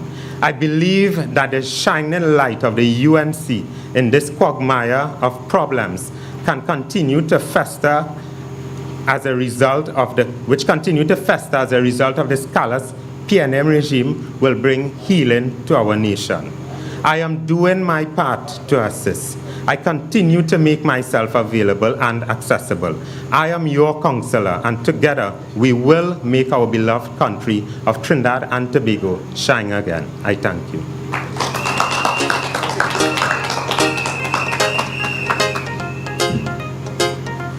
Thank you very much, Councillor Richard Rampersad. And for all those who don't know, we are in his district. So let's hear it again for Councillor Richard Rampersad. Our next speaker is a long-standing soldier of the United National Congress, serving as the councillor in the electoral district of Piparo, San Pedro, Tabaquite for 19 years, serving as the chairman of the CTRC for the past 8 years, a champion for meaningful rural development. Chairman Awong is a pillar of strength in the community and provides excellent leadership in the largest regional corporation in the country. Put your hands together as we bring on Chairman Henry Awong.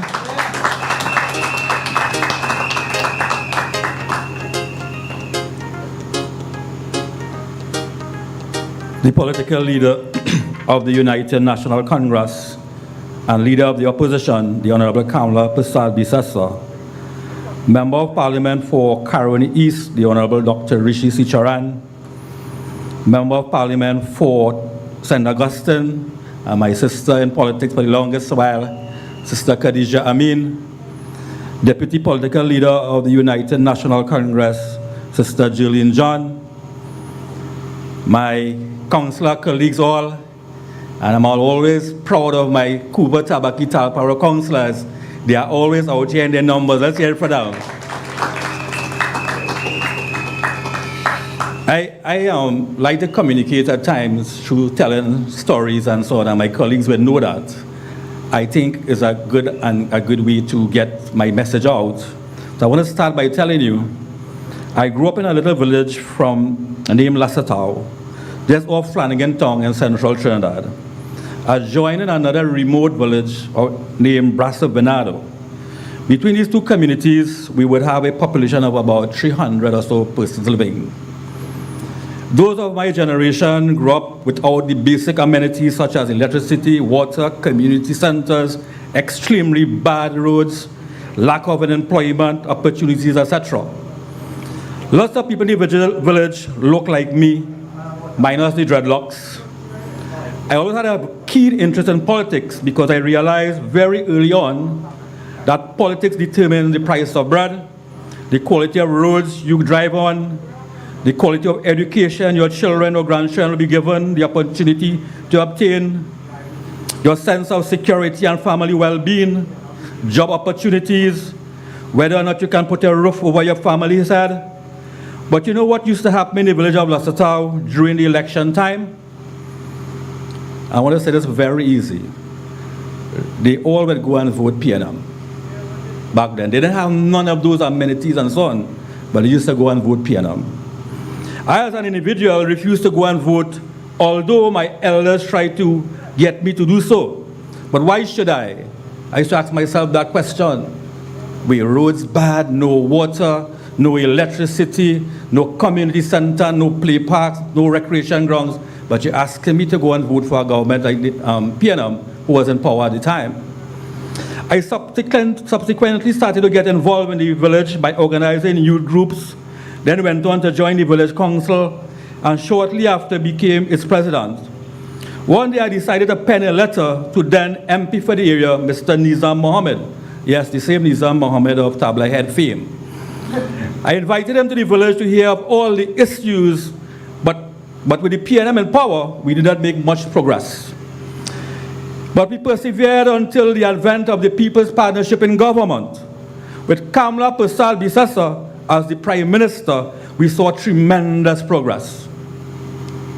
We got our roads properly well fixed, with white lines too. But due to lack of maintenance by the Ministry of Works now, under Rohan Sinanan, we are having challenges with the same roads. We got box drains for the first time in the village under Prime Minister Kamla Persad Bisasa. We got an activity center where we would keep our community skills training, etc. But the price of all, and I want to give you all a story before I tell you about that one. Back then, through our village councils and so on, we used to write lots of letters to WASA, ministers of public utilities on many occasions for water in the both communities. And if you know these communities, I'm speaking about Brasso Venado and Lasatau, if you spit too hard, it'll fall in the Navet Dam. But the response every time from these officials from WASA and so on, and ministers back then under the PNM, was, it's not feasible. It's not feasible. Remember, the dam right down the road, you know. If you spit hard, it fall in the dam, but it's still not feasible for the 300 plus population there. For a school, there's a government school in the area too. There was a lunch center in the area that supplied lunch to about 9 schools within the county of Caroni at that time, and yet it was not feasible for the then government. You know what? Under Kamla Persad Bisasa and the People's Partnership in government, in 2014, we turned on water in those villages. We turned on water in those villages in 2014. You know what? It wasn't an issue of feasibility. It was an issue of political will to get it done. That was the issue, really. So all they living up in the bush up there, all this UNC and all they from rural constituency of Tabakit, all they shouldn't have water.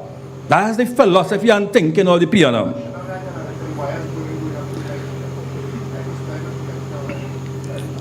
I say all of this to let you know that this thing is not about race, it is not about color, it is not about creed, it's about a better way of life for us all and for the generations to come.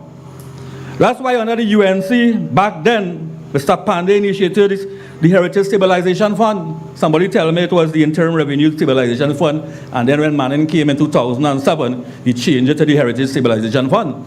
But whatever fund it was called, it was the same stabilization fund that was initiated under UNC government.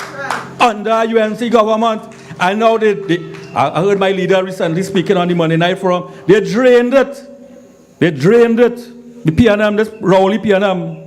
So my brothers and sisters, the UNC was born from struggle for small men and women, always for and on behalf of the lesser fortunate amongst us.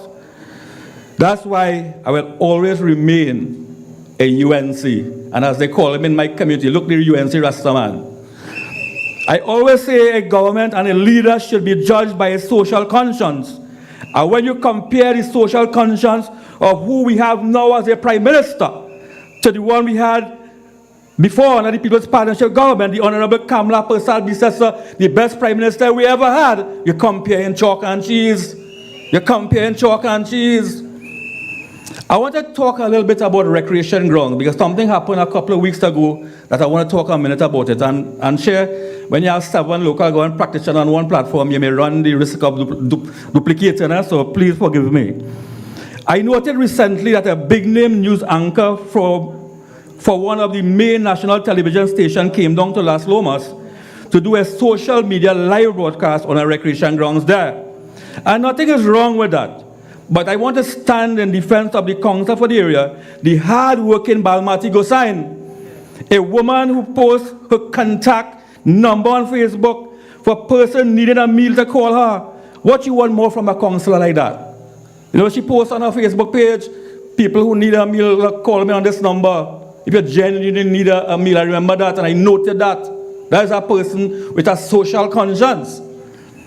But getting back to the issue of the recreation grounds, we sympathize with the players of the club and so on who had to give up their home game because the ground was not its best. But my brothers and sisters, let me tell you this. When the national budget was read in the month of October 2021, the government had no intention of reopening contact sports or nothing, so nothing was placed in the budget for the Cuba Tabaki Talpa Regional Corporation to upgrade recreation grounds. And you all will know those grounds were down for 2 years because of the COVID restrictions. But lo and behold, the Prime Minister announced that sports is back. Numerous clubs and teams started calling for their grounds to be prepared for the season. Just imagine you have no funding to rent or lease equipment, to purchase the required loam soil, or to transport the soil to even repair the equipment to do so, to do the work.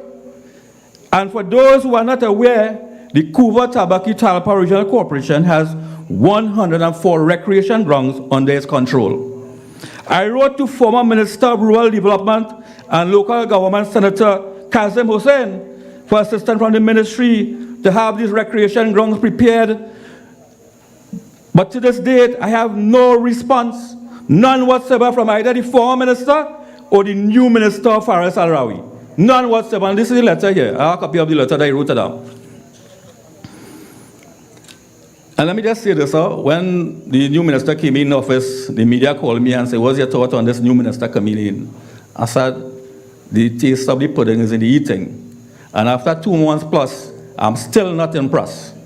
He called us to a meeting one day, all chairmen and mayors of the country called us to a meeting, and he on the same day that he had cabinet meeting. And he came about 2 hours late after to the meeting, after we had us meeting about 2 hours. And then rushed down a 15 minutes meeting. Rushed down a 15 minutes and said, we'll continue next week, and we'll take a deeper dive into it. I don't want to dive where Faris diving. Faris alone dive there. I don't want to dive there at all. Right? To this date, we have received no releases for material and supplies to maintain state traces on local roads. The Cuba Tabaki Talpa Regional Corporation, Bal told you, in this financial year has only been allocated 4.5 million for local roads and bridges. That is 4.5 million to be divided into 14. This has to be divided into 14 councillors, which work out to be approximately $321,000 per councillor to repair roads, including landslip. And you heard Councillor John Lizama speaking that his district is landslip city, and bridges in their districts. So it's roads, landslide, bridges, with 321,000 councillors have to do all those work. That amount to only fixing probably one road. Probably only one road. John alone need that 4.5 million to fix Fletcher Road and those roads in Mamral and Tilimac Road and so on. We have been allocated 4 million in the financial year for drainage and irrigation. which has to be divided among 14 councillors, work out to be approximately 285,000 per councillor. That alone is needed in Caronese to minimize and do some limited work there to alleviate the flooding in Caronese, that 4 million. We have been allocated 800,000 this financial year for development of recreation ground facilities. As I told you before, we have 104 recreation grounds in the CTTRC. How many grounds can be developed with that? Under the PNM, councillors have become beggars. We are begging sandpits for sand. Councillors in Kuva, Tabaki, Talparo, going by all them sandpit owners and begging them for 2 loads of sand and 3 loads of sand. People be begging quarry owners too for boulders to repair road. Councillor John Lizaba and I in Lasatau on a Ministry of Works road, a road that falls under the Ministry of Works Highways Division. We had to go by quarry and beg the owner for 4 loads of material to fix a landslide so the people could get in and out. That's what we come to now. There are some people within the region are providing material to get the work done in front of their premises and so on. I'm not sure if it's to applaud that or not. But that's something that they're providing the material and the corporation providing labor and equipment and so on to assist these communities and so on. The thing about that is persons who may really need the work, they can't find, they don't have the money. They don't have the finance to buy material at all, so they have to wait.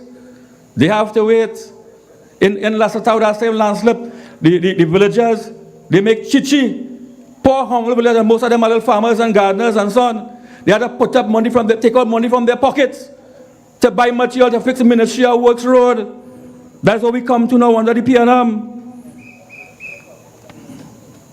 For the first time in my 19 years as a local government practitioner, that I am seeing this happening. I have served under Manin, I've served under the Honorable Kamala Persad Bisasa, and never have we been in such a situation. So it is not that we do not want to repair your grounds and so on and fix your roads and so on. It's just that we won't allocate the funds to do so. We are dependent on central government, as somebody said before, for allocation of funds. Let me tell you this. When the People's Partnership was in power, under Kamala Persad Bisasa, with central government and local government working hand in hand, we got 21 pavilions constructed in the region of Kuba, Tabaki, Talparo. 23 play parks installed. 53 recreation grounds was illuminated. I cut ribbons, so back then, I was hurting me cutting ribbons. Prior to 2010, we had none of these. In Guarakra, in the constituency of Tabakit, we now have the biggest hardball night cricket league, and it's better attended than the regional games hosted by the Trinidad and Tobago Cricket Board. Dozens of vendors from Nutsmen to burgers, South Lady, and many more will come out and make some money to take care of their families in these hard times under the PNM. You know how this night cricket league was made possible? It is because we had a government led by Kamala Persad Bisasa, who cared about people, who had vision, who understood the importance of recreation facilities within a community. She understood the importance of recreation facilities in communities, whereby she ensured that 51 recreation grounds was illuminated within the region of Kuba, Tabaki, Talparo. And I'll give you a short story as quick as I can. I know the time is of essence. A story is an issue, I say that has always stayed with me. That always stayed with me. Marvin Celestine is a name I like to call. He was a young man in Tabakit who had exceptional good skills in basketball. Real good skills. He could shoot the 3-point from beyond the 3-point line, layups, all the moves. He had the potential to become an NBA player. That's how good he was. He was 17 years done.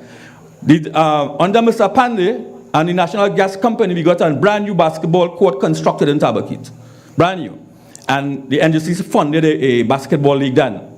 So the league went on for a period of time, and after a time, the funds ran out, and PNN came in, and they wasn't funding the league again. Young Marvin Celestine used to meet me on the street and said to me, they call me Spencer and Mike coming. When all they starting back the league, boy, when all they starting back the league, and I always tell them we don't have the funds for it, government not giving us the funds, and so on. But one morning, I got a call very early in the morning. They said to me, 3 men from Tabakit, young boys went from Tabakit, went into the forest in Beach to steal marijuana. 2 of them came back out in in a body bag. One of them was Marvin Celestine. And that always stayed with me. That's the importance of having sporting facilities in communities. Because you know the saying, the devil is fine, use for idle hands. So as I'm about to wrap, and I'll have to skip through some areas very quickly.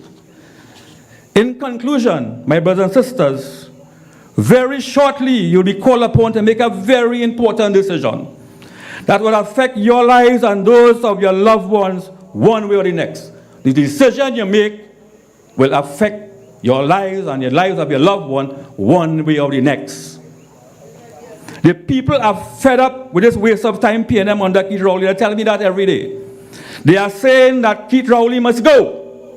They are saying Imbert must go. They are saying Rohan must go. They are saying Gonzalez must go. As a matter of fact, they are saying all of them must go. As for me and my house, we cannot wait to vote out this PNM government. And I know you too cannot wait to do the same. My brothers and sisters, I thank you. God bless you all.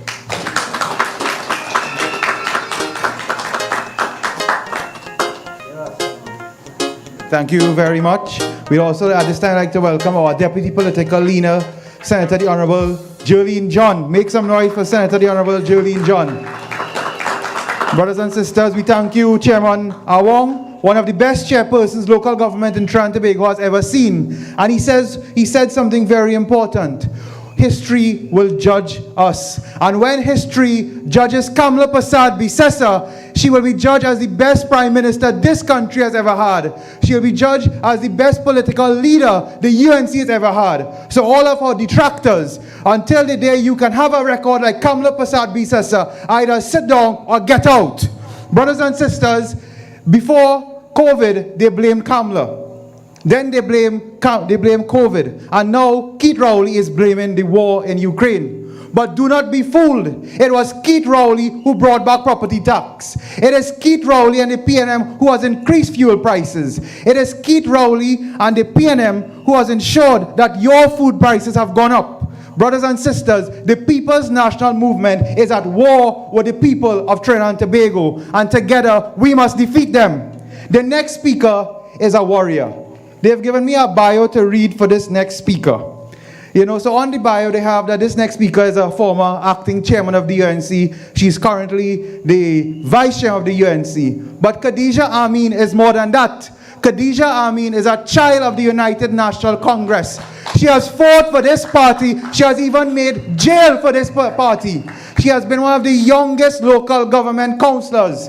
She has been the youngest chairperson of the Tunapuna Regional Corporation. A matter of fact, she has been the most successful chairperson of the Tunapuna Regional Corporation. Today, she is working to become, and she's nearly there, as the best member of parliament for St. Augustine. Let us welcome Sister Khadija Amin to the podium tonight.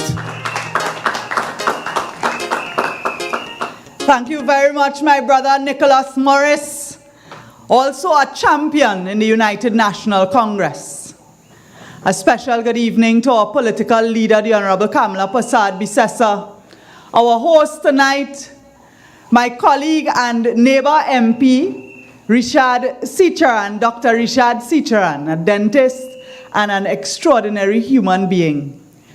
Fellow speakers, tonight, and most of all, those of you who are listening either in person or live on our Facebook and YouTube feed.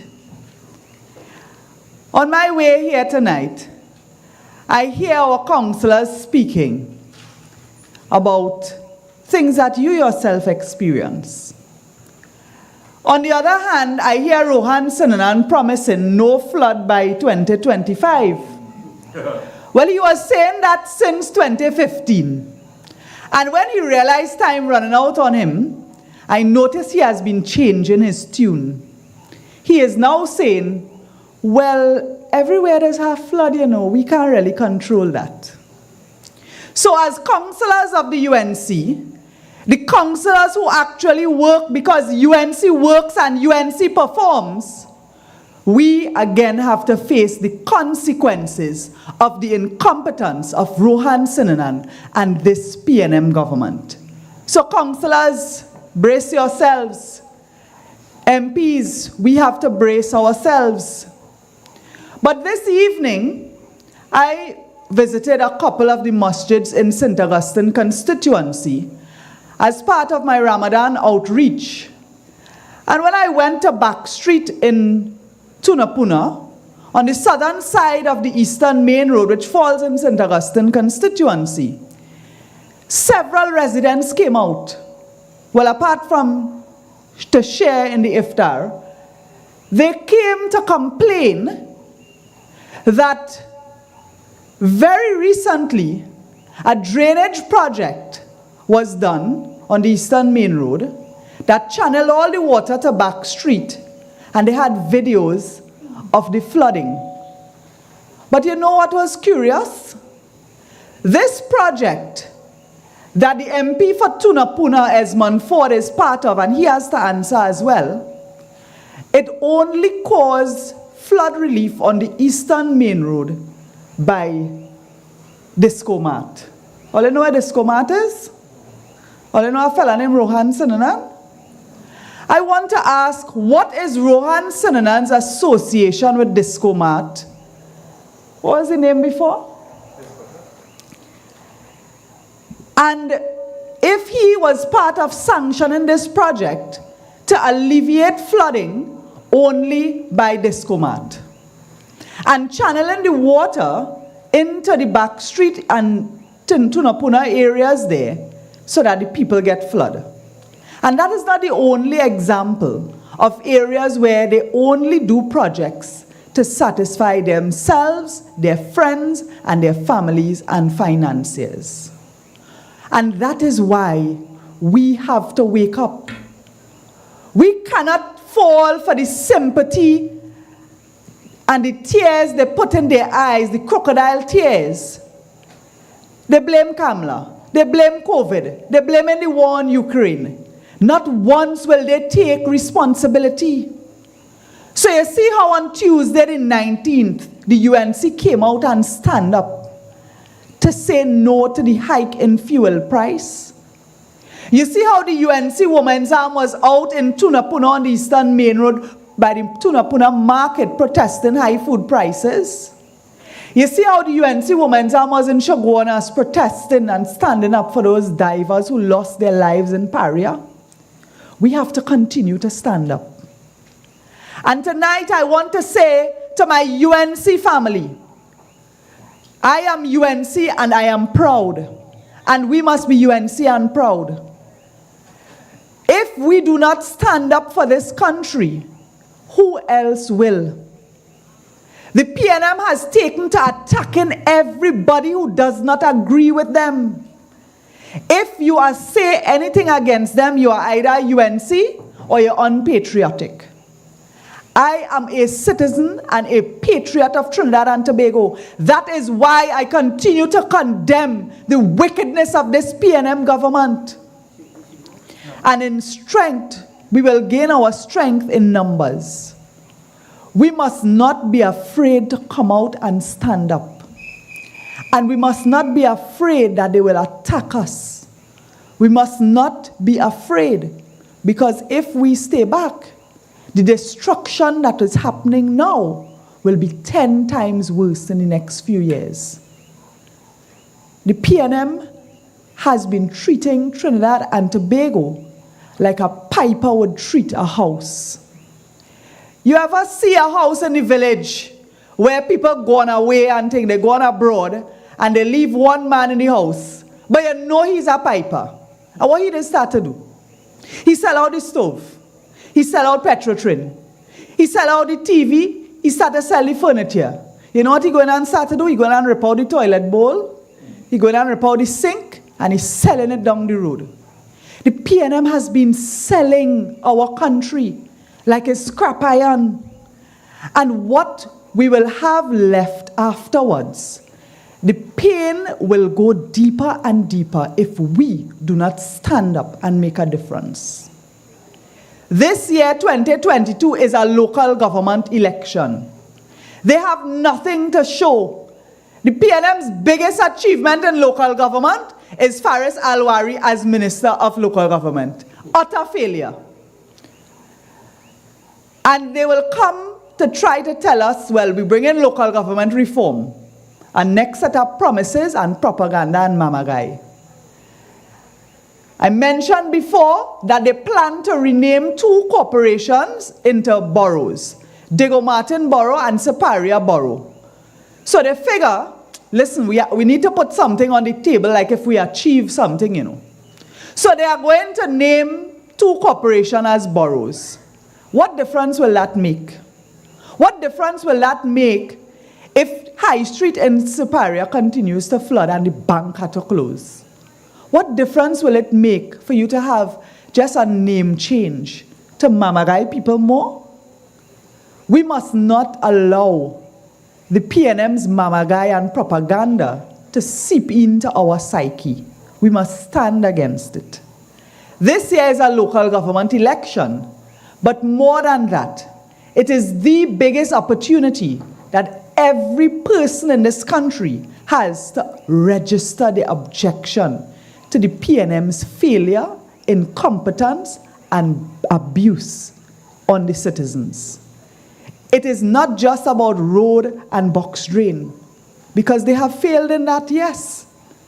It is about you making your voice heard. So tonight, I want to appeal to the people of Trinidad and Tobago, whether you are UNC or not. Once you are a citizen of this country, you must make a resolution as a citizen and patriot to stand bold and vote to get rid of the PNM government. That is the only way we will go forward. As a member of parliament, I could walk, I could visit my constituents, I could write letters and advocate and get little done. As councillors, you going and begging sandpit, man. They're making chichi in Lasatau, putting up little change to buy boulders. Where is the government? Collecting rent, billing box drain to alleviate flooding by their supermarkets, fixing up themselves, giving themselves land. All right. Giving themselves land and enriching themselves. And where are we? So I want to commend our political leader for leading the charge, for boldly standing in this fuel hike protest, but continuing to expose the PNM for what they are. And we will stand shoulder to shoulder and grow from strength to strength. I am Khadija Amin, I am UNC, and I am proud, and I am a patriot of Trinidad and Tobago. I thank you. Thank you very much, MP for St. Augustine, Ms. Khadija. I mean, we can do better than that for her.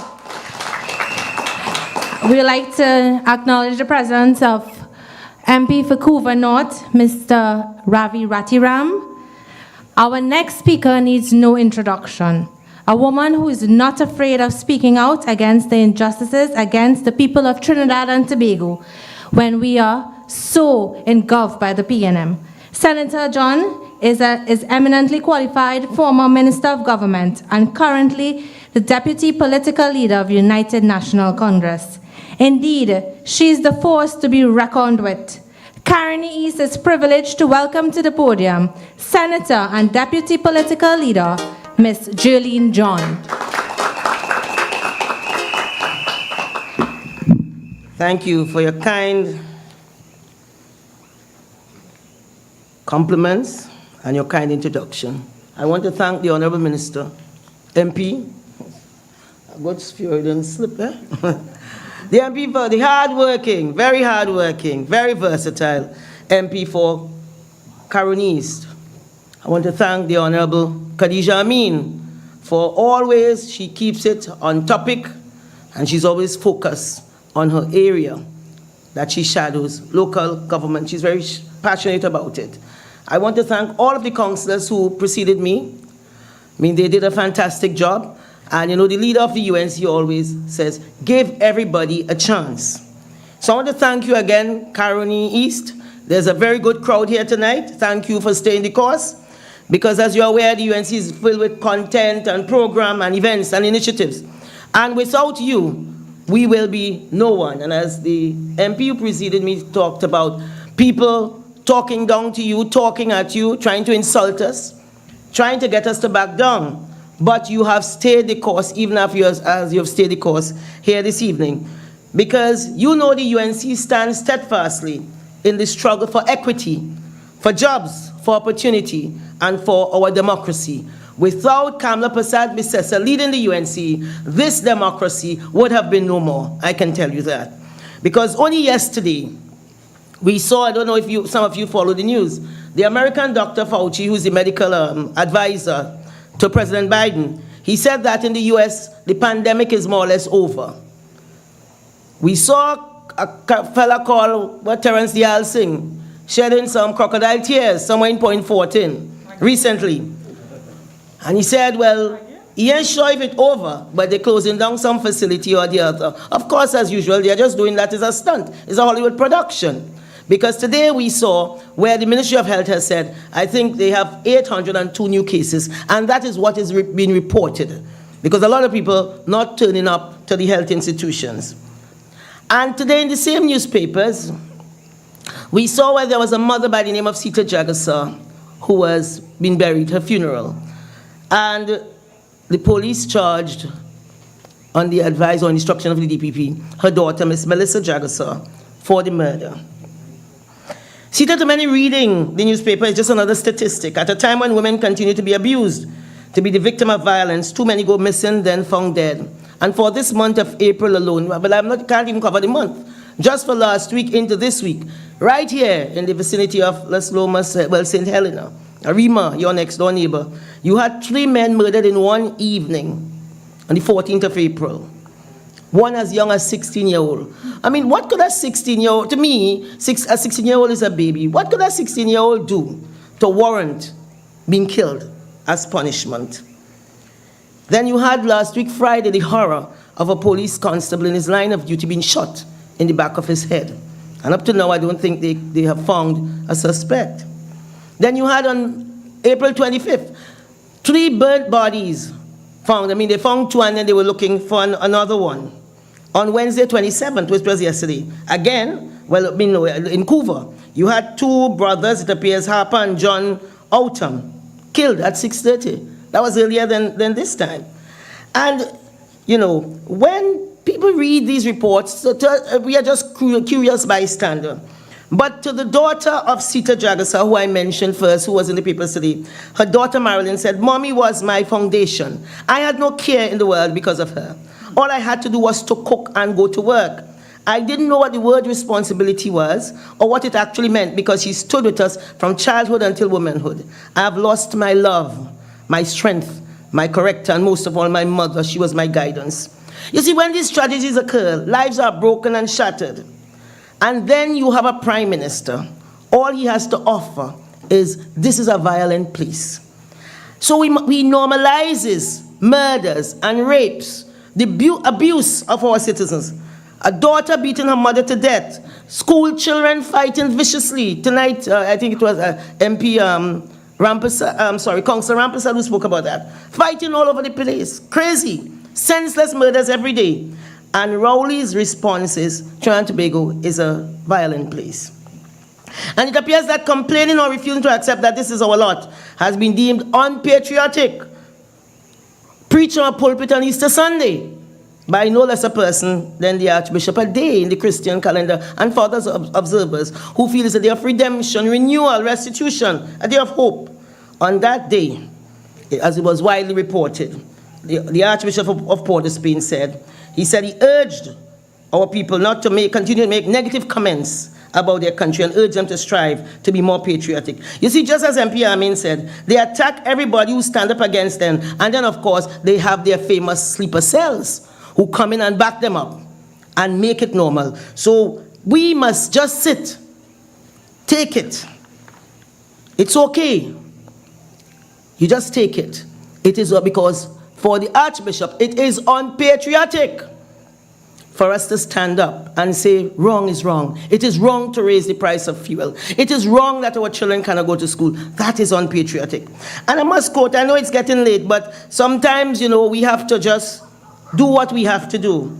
Because we have to put things into context. And a man who came before us, Martin Luther King, he was a pastor, and a very talented one too. He said, it is not enough for me to stand before you tonight and condemn riots. It would be morally irresponsible for me to do that without at the same time condemning the contingent, intolerable conditions that exist in our society. Had our Archbishop condemned the wrongs in our society, we could have swallowed that. But just to tell us, don't speak out because you're unpatriotic.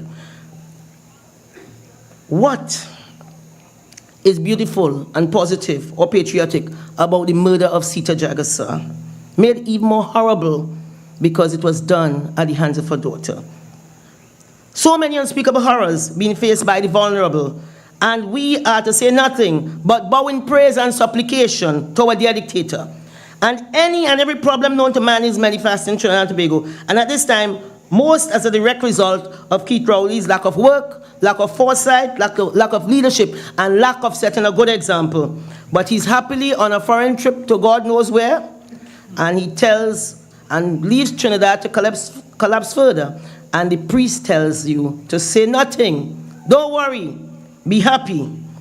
Because you will recall when Kamala Prasad Bisesa as Prime Minister was hounded out of the residence, she had to go to a home in San Fernando, thinking she'll get some peace, because at the residence, they wanted to know how much rice she eat. And she put Irish potato on the rice.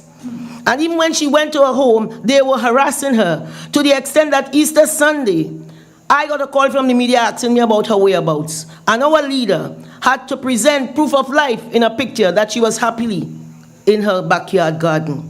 That is what they want to do to the UNC. But Rowley pick up here with the famous bagman and keeper of his secrets, the young one. And that's okay. Nobody must complain because you're unpatriotic. Even when you are citizens, you have paid for that. You have paid for his first-class ticket, for him sitting down and ho-ho-hoing somewhere, God knows where, and lurking around the corridors of the Capitol in Washington like a vagrant. He has nothing to offer, nothing to bring. The same way he went to, was it Qatar recently? And then said when he come back, he having a big press conference. Then you hear flight was delayed. You have never heard from him. You know why? He has achieved nothing. He went on a line. Because when the thing gets hot here, he just disappears. And that's okay. But they want to know the whereabouts of Kamala Prasad Bisesa. And she has to present a picture. So that is why Rowley can close down Petrotrin. Thousands of direct and indirect jobs gone. Major foreign exchange earner gone.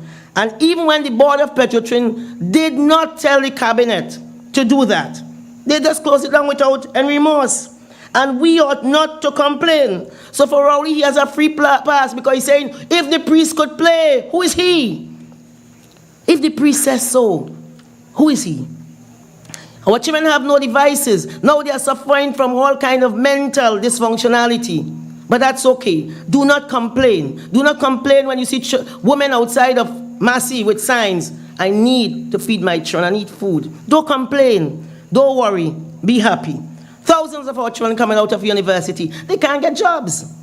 No jobs. Why do you think they can't get jobs? Because the government, who's supposed to be the facilitatory in this exercise, in terms of creating the facilitatory environment, they're doing nothing. They are doing nothing but talking foolishness, telling lies, dodging, and involved in the worst kind of corruption that we have ever seen in this country, because they have no shame.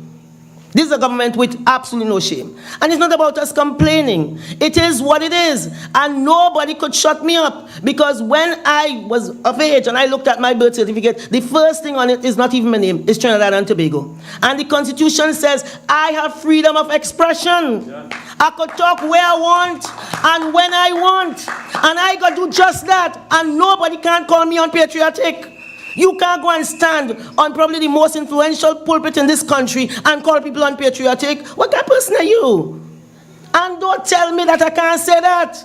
This is a free country. I could say what I want just as he could say what he wants. And Rowley could say what he wants. We are crying out because we want justice. Our children are dying not too far from here. Every day they're saying they were planting food on the heights of Aripo. Now all you're planting is dead bodies, and we must say nothing. We must just say, don't worry, be happy. So, I mean, there was a different sermon preached at St. Peter's Square in Rome, I must tell you, because I listened. And that priest, he put his finger straight in the wound. And he spoke about all the ills in the world. Because he used his pulpit for good. Because he knows when he spoke the word, it will be reported across the globe.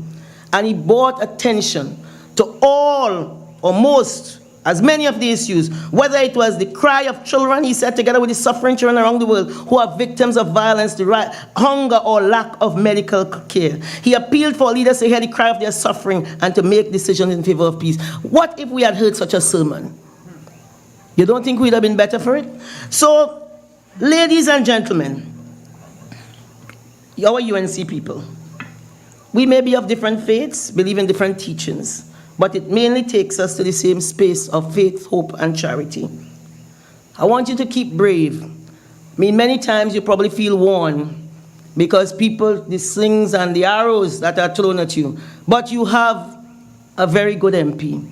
You have a good man who's standing with you, led by the Honorable Kamla Persad-Bissessar. They say a lot about us, but I promise, as our councillors have promised, and as MP Amin leads many protests, as MP Sicharan serves you, and as he comes on next and he'll give an account of that stewardship, and as the Honorable Kamla Persad-Bissessar fights relentlessly on your behalf and on behalf of our great democracy.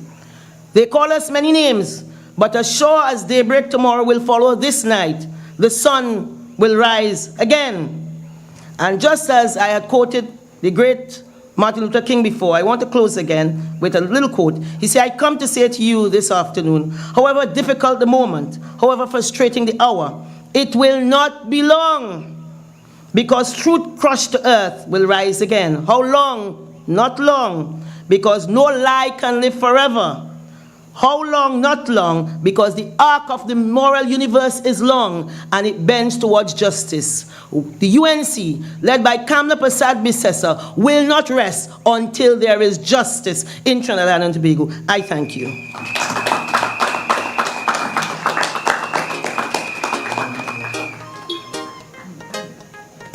Thank you very much, DPL John, for that very moving contribution.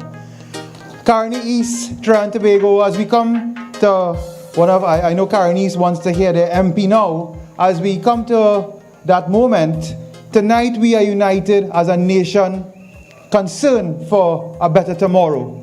Tonight we are facing very dark times, but I want you to remember in 2010, we were also facing very dark times. And Kamla Persad-Bissessar stood very strong for you, and she rescued this country.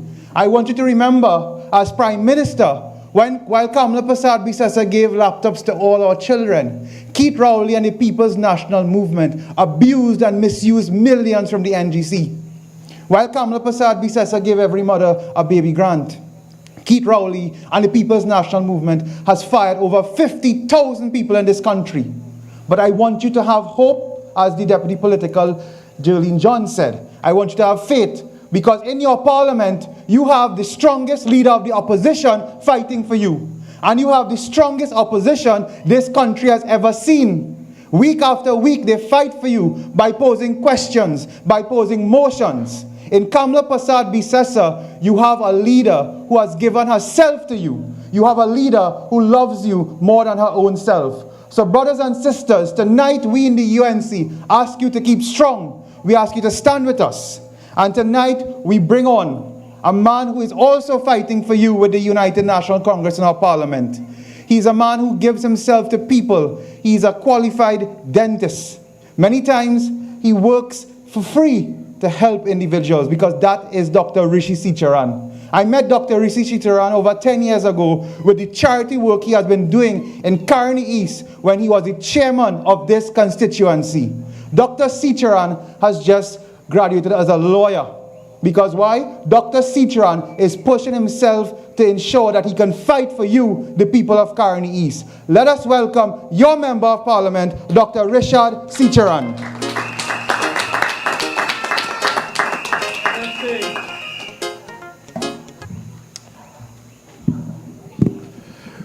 Thank you very much, Chairman, for your kind introduction.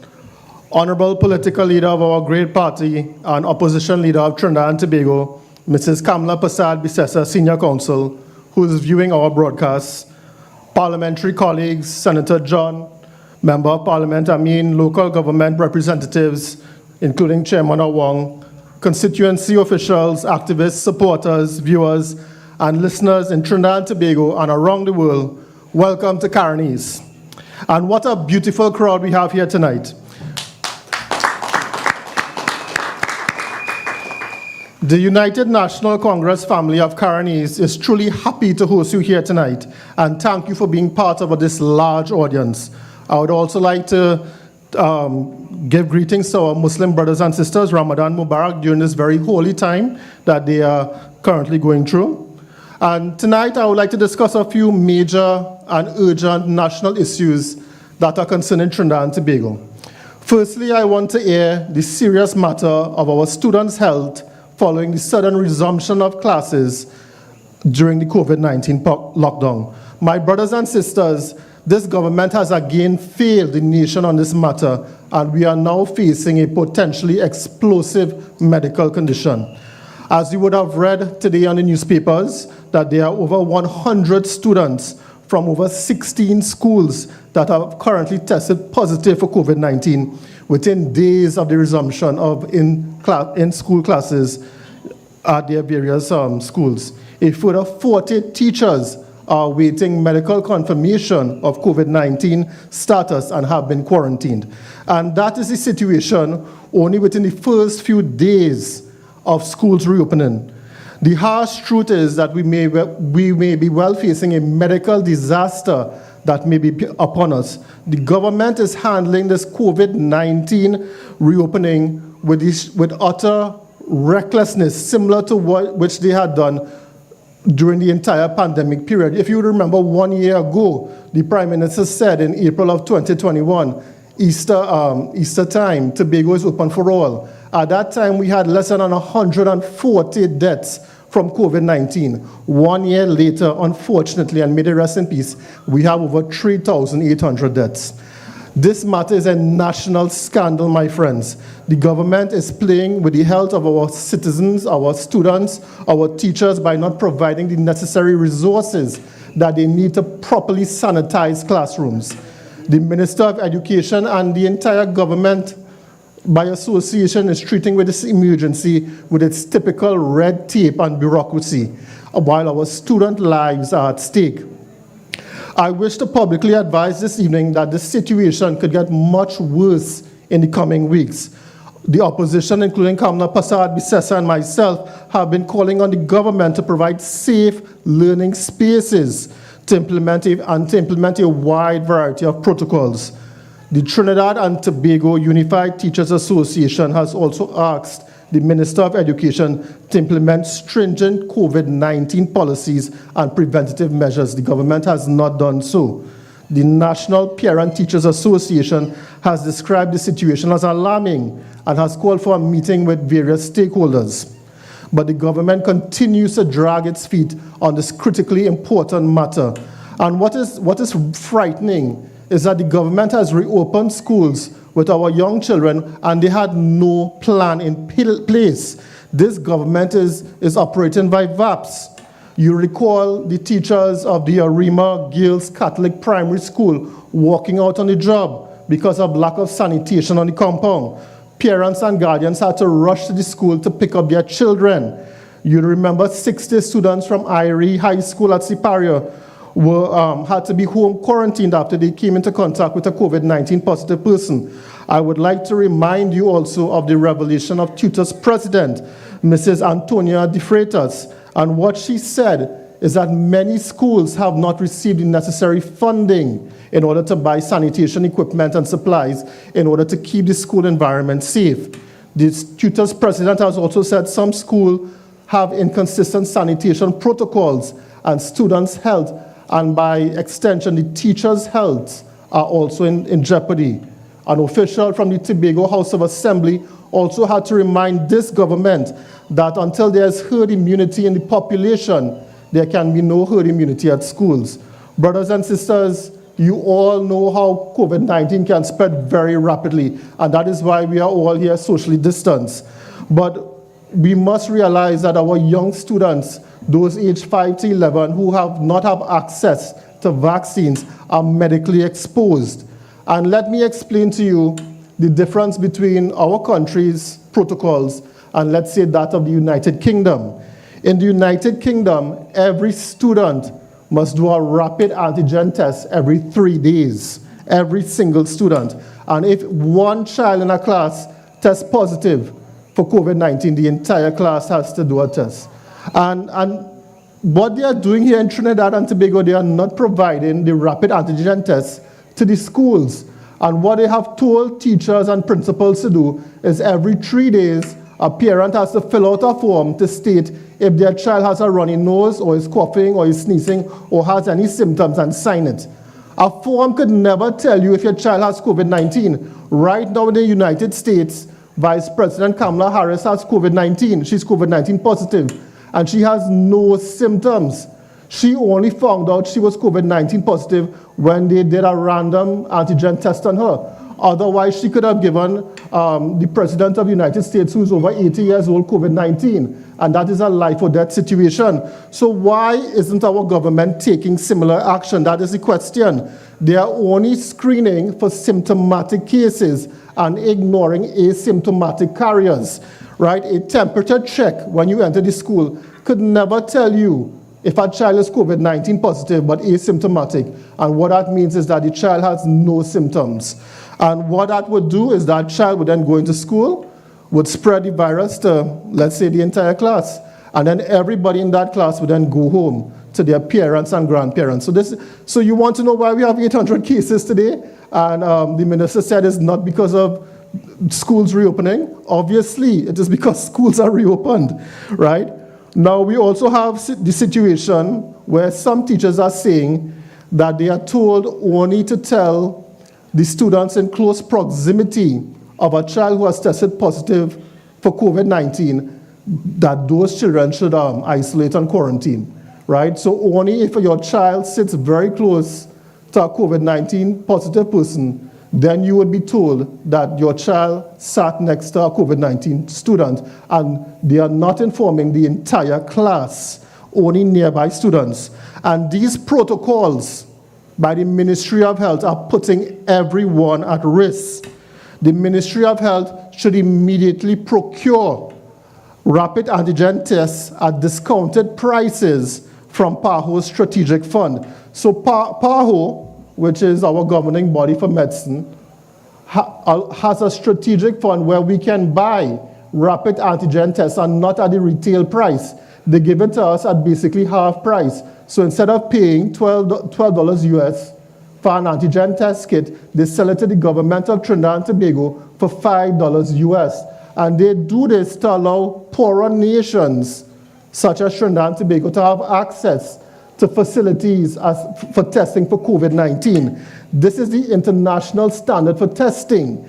And I would like the Minister of Education to state the official position on informing parents who are in the same classroom, the parents of students who are in the same classroom as the COVID-19 student.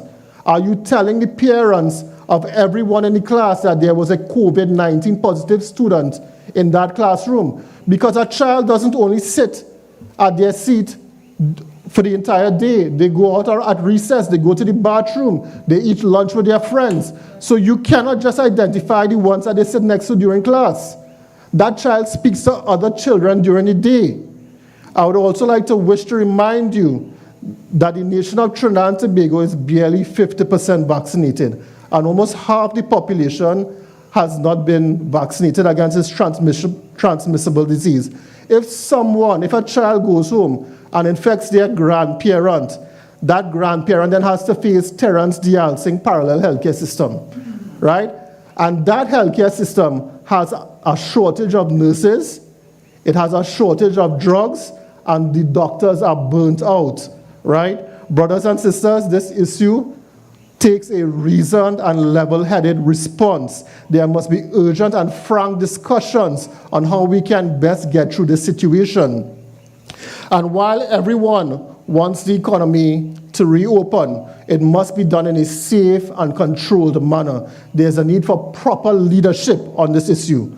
So what I would like to say to Minister Dayal Singh is that, Minister, if you need additional rapid antigen test kits, make a request in the mid-year budgetary review for the purchase of these test kits from PAHO. That is all you need to do. That is coming up in a couple of weeks. And supply these test kits to schools around the nation. That is the international standard. Not to fill out a form if your child has symptoms, but to actually test the child. I would like you all to speak out on this issue for the good of our students. Secondly, permit me to address you on another pressing matter, and that is of flooding. After 3 days of rain, and some rain today as well, we in Caranese are waiting anxiously for floods in our communities. But luckily, we are in a dry season. The soil is still very dry, and it could absorb a lot of water. But we may not be so fortunate in months to come. Brothers and sisters, this is the story of Caranese, the lack of maintenance and rehabilitation by the Ministry of Works. In other words, continued neglect and negligence by the Ministry of Works. I'd like you to throw back your minds to the horrible floods of 2018. And right after those floods, the Minister of Works undertook a survey of the Caroni River, the 40 kilometers of the Caroni River. And what they found was some parts were 16 feet deep and other parts were 1 foot deep. And Minister Rohan Sinanan promised extensive works to be done to raise the banks and to desil the Caroni River. And this exercise was supposed to be done with the clearing of tributaries that lead to the Caroni River. There's also another issue. There was the urgent need for the upgrading of pumps that we have along the Caroni River. And 3 mobile pumps were assigned to our Caroni River at the cost of $18 million. Do you know that during the last Standing Finance Committee, I asked Minister Rohan Sinanan what was the status of these pumps? And he told me that the contractor who was asked to order these pumps ordered the wrong pumps. So right now, we still do not have 3 of those 3 brand new pumps to service the Caroni River. We are hoping to get it before the rainy season. I am pressuring them as much as I can, but they have to return these 3 pumps that they bought first and then reorder the 3 correct pumps. Total and complete incompetence, right? So the situation remains the same with the Caroni River. Should we have heavy rainfall, we don't know what next we can expect. And, we just pray that that would not happen. Our residents and farmers remain at risk, and many people are nervous and concerned of what can happen in the coming rainy season. You all will recall your great loss. Water's in your house, you're losing all your furniture, your electrical equipment. You could be exposed to leptospirosis, right? Other forms of infection. But this PNM government does not care. They do not care about the people of Caroni East. The regional corporation, under Chairman Awang, has assisted as best as they can in flood alleviation. But there's only so much they can do. They are only getting funds to pay salaries. The Office of Disaster Preparedness has been ineffective, and they must improve their response to flooding disasters. Communities such as Las Lomas, St Helena, Madras Road, Kelly Village, and environs, they remain under constant threat of floods. And on top of all of this, the floods of July and August of 2021, persons still have not received compensation for these funds, from these floods. And that is the disturbing state of affairs that we here in Caroni East are facing under this PNM regime. I urge you once again to speak out on this matter as it affects your lives. I am trying the best as I can do. I am writing letters, I am asking them in Parliament, but we will demand action and we will demand service for Caranese. Lastly, I'd just like to briefly talk about another vital social and economic matter, and that is the matter of national security. And nothing illustrates PNM incompetence more than their failure on national security. In its 2015 election manifesto, the PNM government promised a whole-of-government approach to national security. The party said all ministries and government agencies would share responsibility and be accountable for security and safety of the state. They made promises, promises, and more promises. But my friends, look at the state of our country today. Many people are fleeing this country in order to protect their families. Many, many more have to invest in security cameras and various other types of equipment. People have self-imposed curfews on themselves for fear of being attacked. Under this PNM government, Trinidad and Tobago has become a giant bloody killing field. For the first time in our country's history, crime is rampant in rural communities. Gangsters are everywhere. Drugs and illegal arms operations take place on almost every corner. Hardworking fishermen are terrorized at sea. Taxi drivers are being hijacked. And our once very quiet communities in Carinese are now besieged by crime. On May the 24th of 2021, I asked the Minister of National Security in Parliament what specific measures were implemented to curb crime in and around Caroni East. And what he told me in a very condescending manner was that many, many strategies have been implemented. Right? He said the police service is using very proactive and scientific approaches, and exercises are being conducted. When Minister Hines speaks, you don't understand a word he says, you know.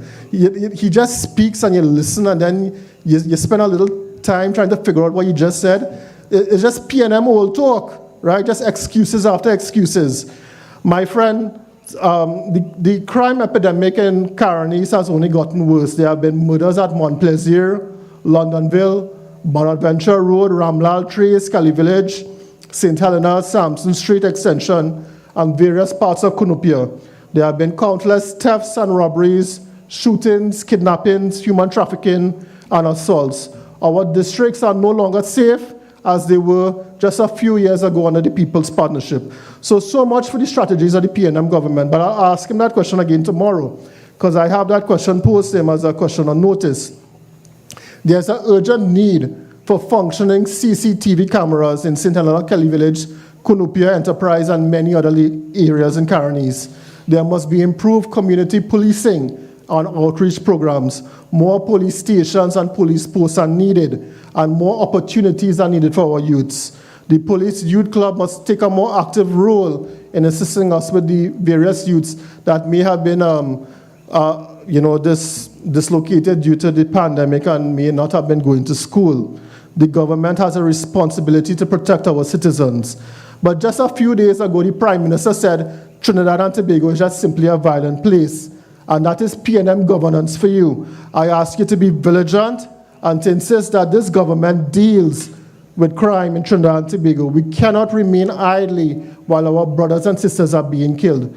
We have lost more than 3,800 citizens to COVID-19, and may they rest in peace. And we have lost so many others to crime. And we cannot rely on this hapless government. So in closing, I will just ask you to look out and be your brother's keeper. We must be attentive. We must mobilize. And the PNM government is living on borrowed time. We must organize and we must rally for the return of the Honorable Kamla Persad-Bissessar as Prime Minister of Trinidad and Tobago. That is our only hope for good governance and prosperity for the next generation. Keep the faith, my brothers and sisters. Stay strong. The sun will soon rise again. Long live our political leader, Mrs. Kamla Persad-Bissessar. Long live our great party, United National Congress. And I thank you all for spending tonight with us. Thank you very much.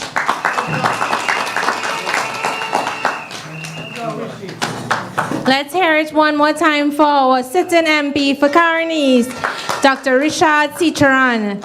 And I'm sure with our distinguished MPs and councillors of the United National Congress, we will return this country to a better life again.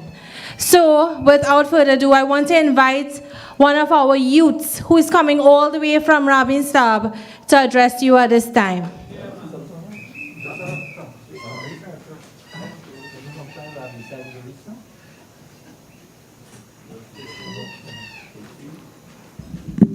A pleasant good night to the ladies and gentlemen here this evening, and to our political leader, Kamla Prasad Bisasa. On behalf of our Member of Parliament for Caroni East, Dr. Richard Sitaran, and the Caroni East team, we would like to extend a special thanks to our speakers, community activists, aldermen, local government representatives, MP Khadija Amin, Senator Jerlene John, Chairman of the Kuva Tabaki Talparo Regional Corporation, Mr. Henry Awang, and councillors for taking their time to voice their opinions on issues affecting the community. We would also like to thank the persons behind the scenes for making this evening a success.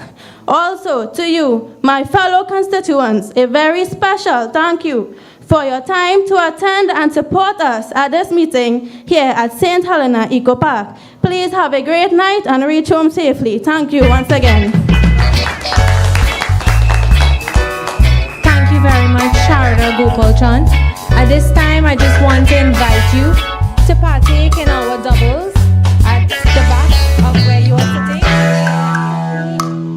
at the washrooms. Thank you very much, and do return to your home safely.